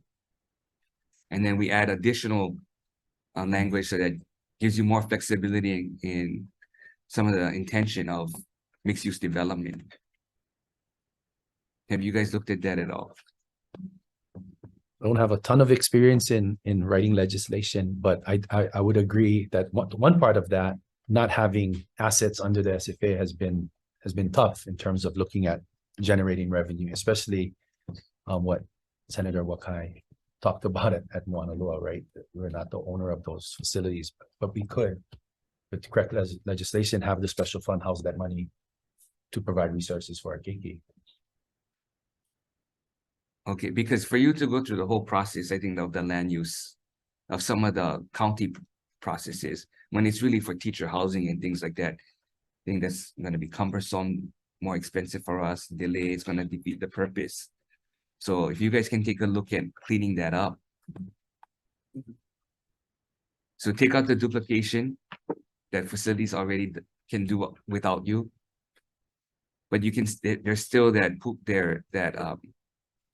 option where if the board feels facilities cannot handle something, they can delegate a project to SFA. So if they need to build a new building or, renovation, and they think, okay, facilities is maxed out, or this is something that we need help with, they can delegate. Versus right now, if you don't know who is supposed to do what. Yeah, Senator, we're happy to work with you and your staff and touch with the DOE as well. It sounds like about how we can look at cleaning up statute and clearly delineating the responsibilities between each party. But then add the additional. Yes, and also come up with a list of Yeah. potential other powers that would help the So it's SFA not with just- its mission. So it's not just a completely taking away from it. It's really streamlining what we need to do, but add additional powers so you can actually get the job done. Understood. Yeah. Have you folks met with facilities, DOE facilities, so that you can actually segregate what you This folks is going to be help? a new discussion though, because I don't think they had a discussion on the language of the current statute. Oh, that would They've only been allow talking that. projects and maybe operational, but nothing like where let's just, because That's that way what they you have a mean. long-term better working relationship. Yeah. 'Cause then you can do stuff they cannot do and vice Exactly. versa. Yeah. Exactly. Sure, this question is just for you. So if they gonna go back to facilities doing what they've been doing, is that gonna be for building the new schools too? Senator. Oh, what's that? I said, so you're saying that facilities continue to do what they've been doing? Is that for building new schools too? No, so they can build new schools, but if the board feels like, okay, facilities is maxed out, Right, they can delegate the building to SFA instead. right. But at least the board can kind of get a better understanding of the capacity of facilities and if they can handle it or not. Because I was, Right now, there's nobody who's supposed to figure that out. because I was on the understanding that they was gonna be in charge of building the new facilities, and Yeah, but we never took that responsibility away from facilities. that's what I want to get clear. Thank you. So that's where I'm saying there's conflicts. So we built this new statute, but we never reconciled the existing statute of facilities. So there's conflicts. But it seems as though we should just leave it with facilities and have the board choose when they want to delegate it to SFA. Because you see, they're maxed out. They can't already with just the early learning. If they do teacher housing, how are they going to do all this other stuff with 3 people that work from home? Any other questions? Okay, we're going to recess so we can hear from early learning. Thank you. Thank you, Senators.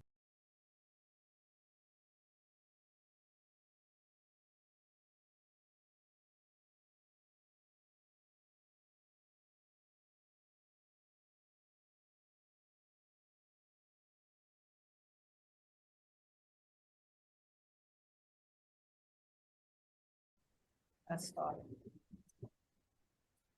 Okay, reconvening the budget hearing. So today we're here from Early Learning Office. So good afternoon. Hi, good afternoon, Chair Dela Cruz and Chair Kidani. And committee members, I'm Yuko Arikawa Cross. I'm the Director of the Executive Office on Early Learning. I'm here with Lane Tsuchiyama, Institutional Analyst for my board, Jordana Ferreira, who is our Government Affairs Specialist, and Colleen Momohara, who's our Educational Specialist for our EOEL Pre-K program. So currently EOEL's budget is just under 7.2 million.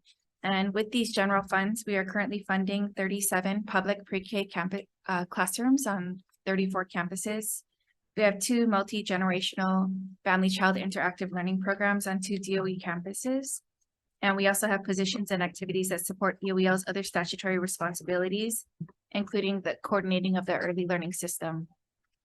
In this upcoming legislative session, our board approved requests focus on expansion of programs and services to directly to children and families, workforce initiatives to help bolster the early learning workforce, EOEL's internal capacity, and support for our early learning board. If approved, the base budget general funds would increase to just over 10 million in fiscal year 24 and just over 12 million for fiscal year 25. And it's important to note that we anticipate having additional funding requests related to new requests for public pre-K classrooms, and we will be working with the new administration's budget review process.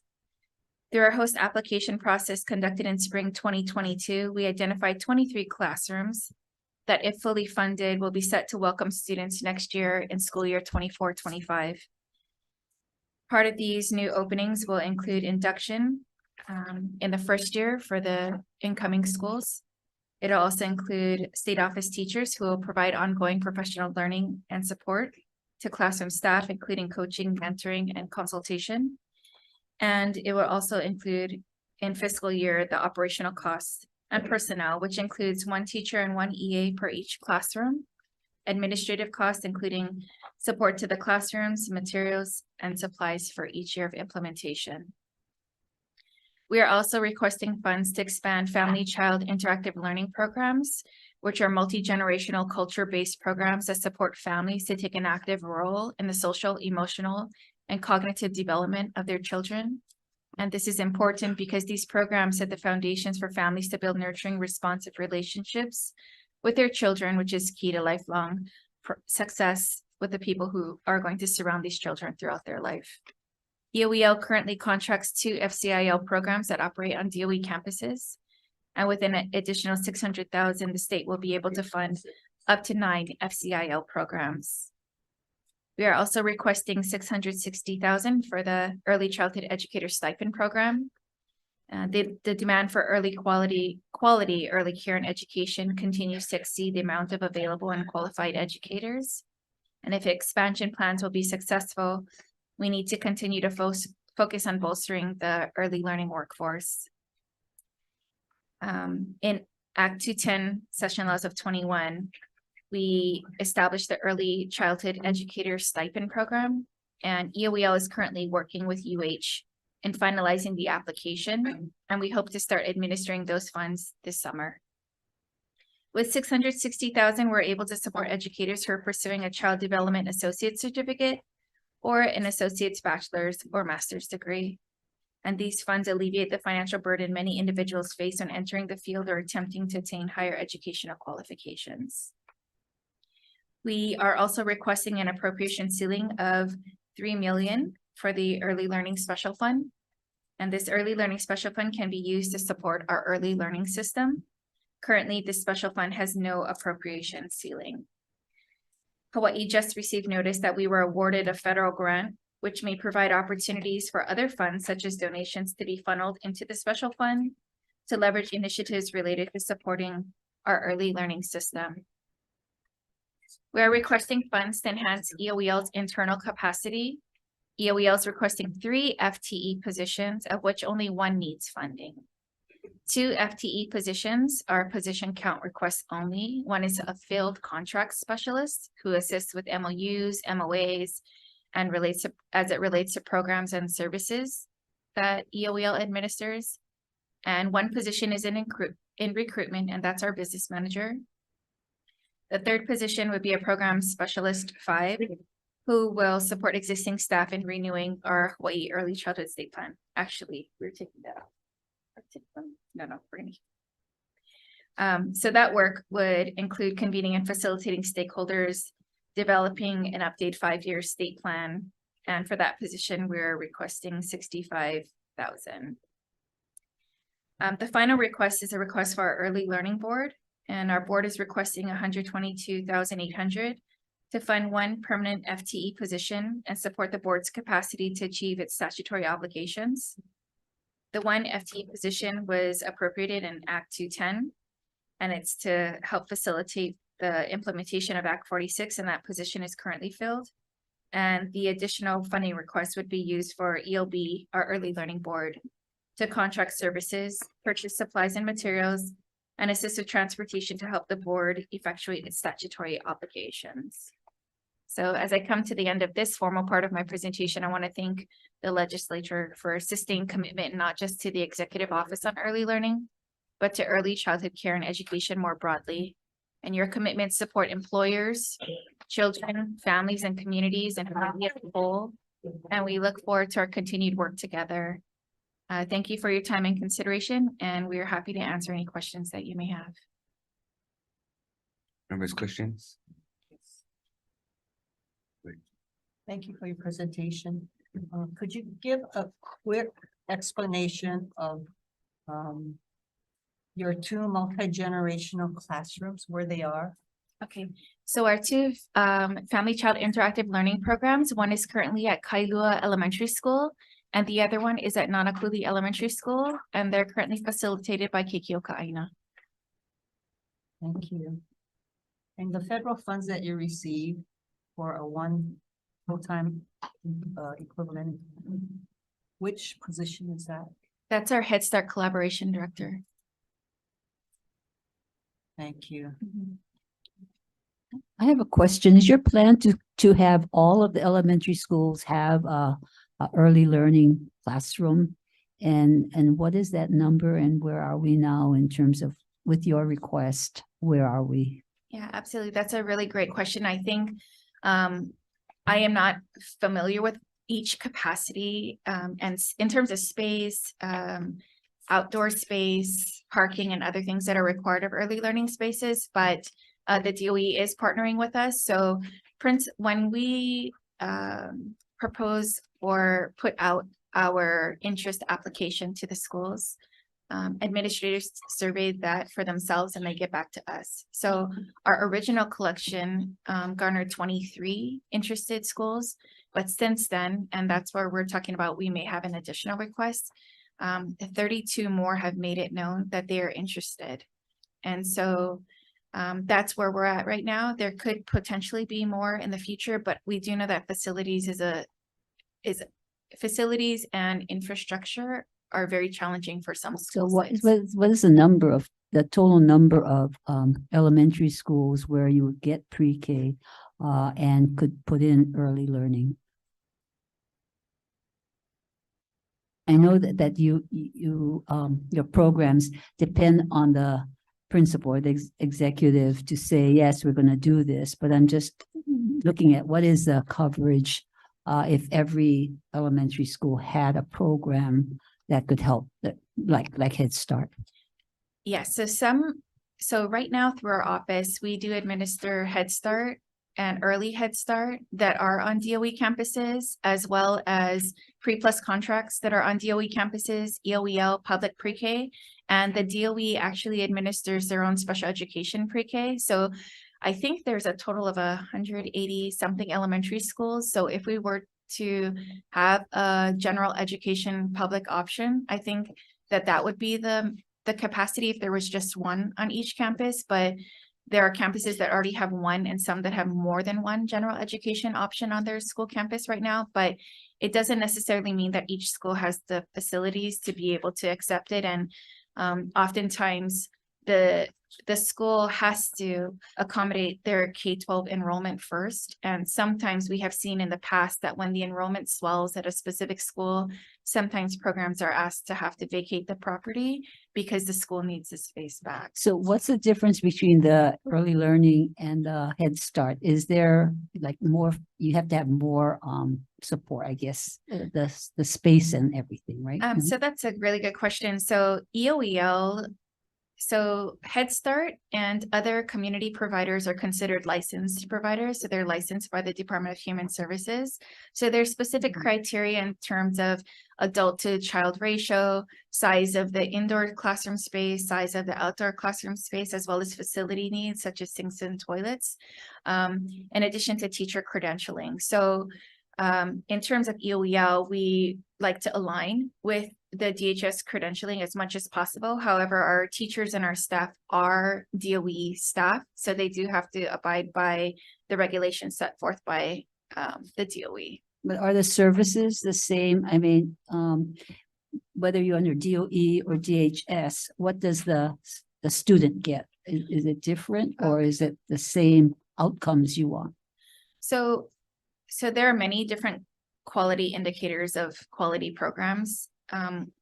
What is different about, so Head Start is a federally funded enrollment that our Head Start collaboration director works with the different people who administer the federal Head Start grant funds. And so Head Start is unique in that they target a very specific population who has a certain percentage of the federal poverty level. Their folks can actually do hearing and vision screenings for each of their children. They have certain programmatic requirements of their parents and their faculty and their staff. And so that's something that's good about Head Start. And what's also good about EOEL Public Pre-K is that we have mentor teachers who actually go in and push in to help support the teachers. We have professional learning communities for the teachers and the administrative staff. And so it's a little bit different, but when we're looking at the quality of interactions, the quality of the learning environment, the support for families and family engagement, I would say that each program that falls under EOEL is trying to address that, but it may not always be in the same way. Is there any possibility of collaboration so that you can infuse some federal funds for OEL? Because you're doing the same thing basically, but one is much more education oriented, I guess, and one is more social services oriented. So Head Start has a funded enrollment, and so they have very specific guidelines. And again, they fall under the Department of Human Services licensed section. And then EOEL falls under Department of Education, and it is a publicly funded preschool. Just So asking whether the Senator, two agencies. Can we ask other people to let me ask their I questions? apologize. Thank you. Senator Favela. Just because we already know that LG talking about her coming out plan on early learning. Is this gonna hinder anything that you guys are doing in the public schools going forward when she come up with her pre-K plan?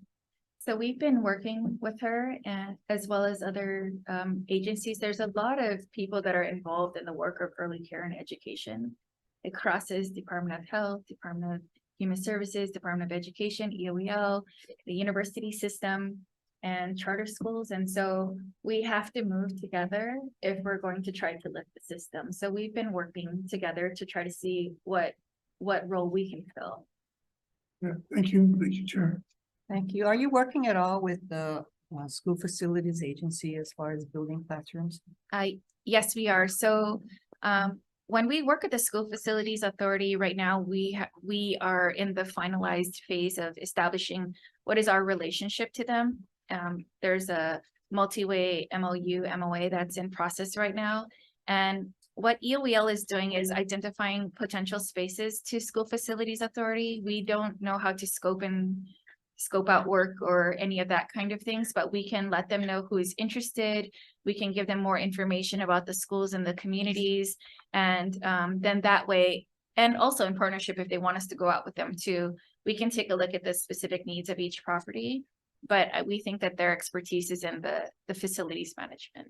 Are you giving them any information as to where the needs are for such facilities? Absolutely.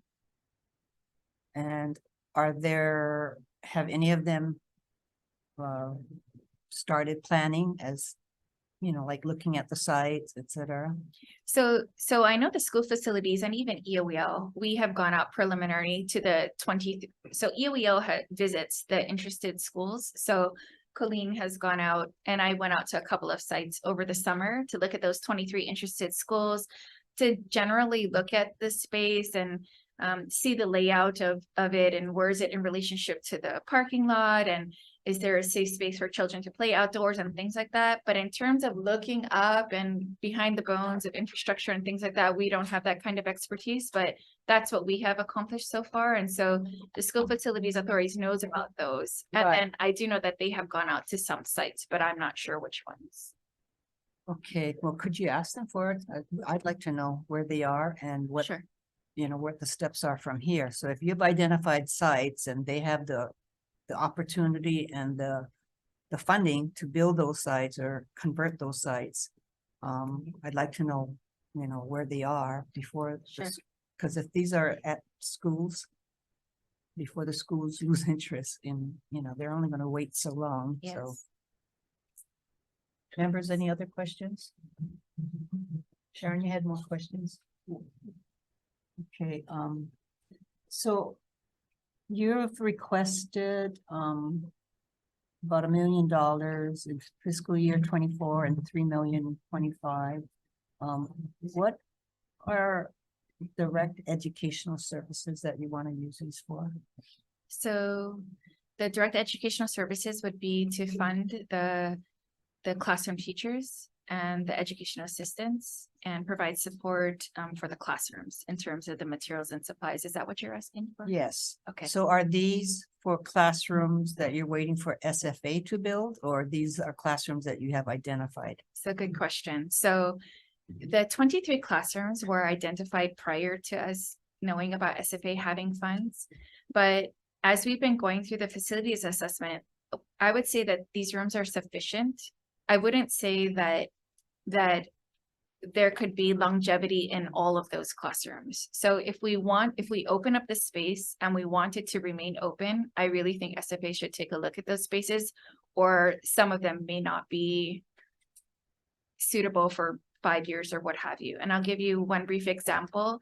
There was one school that had a Head Start, and the Head Start had to actually move out of it because the facility ended up having lots of termites. And so there goes one less pre-K option. And so what we're trying to do is, right now, the rooms that we looked at, I would say they're sufficient, but again, we are not facilities assessors and it looks sufficient for right now, but I really think that SFA should take a look at it.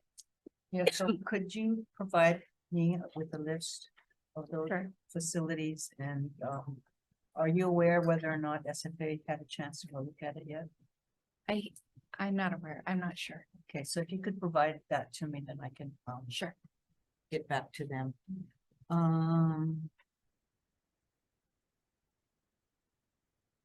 So also you asked for 480,000 for fiscal year 24 and the same for 25 for comprehensive early learning needs assessment. Can you give us details on what those assessments are? Yeah, absolutely. So as a part of our preschool development grant previously,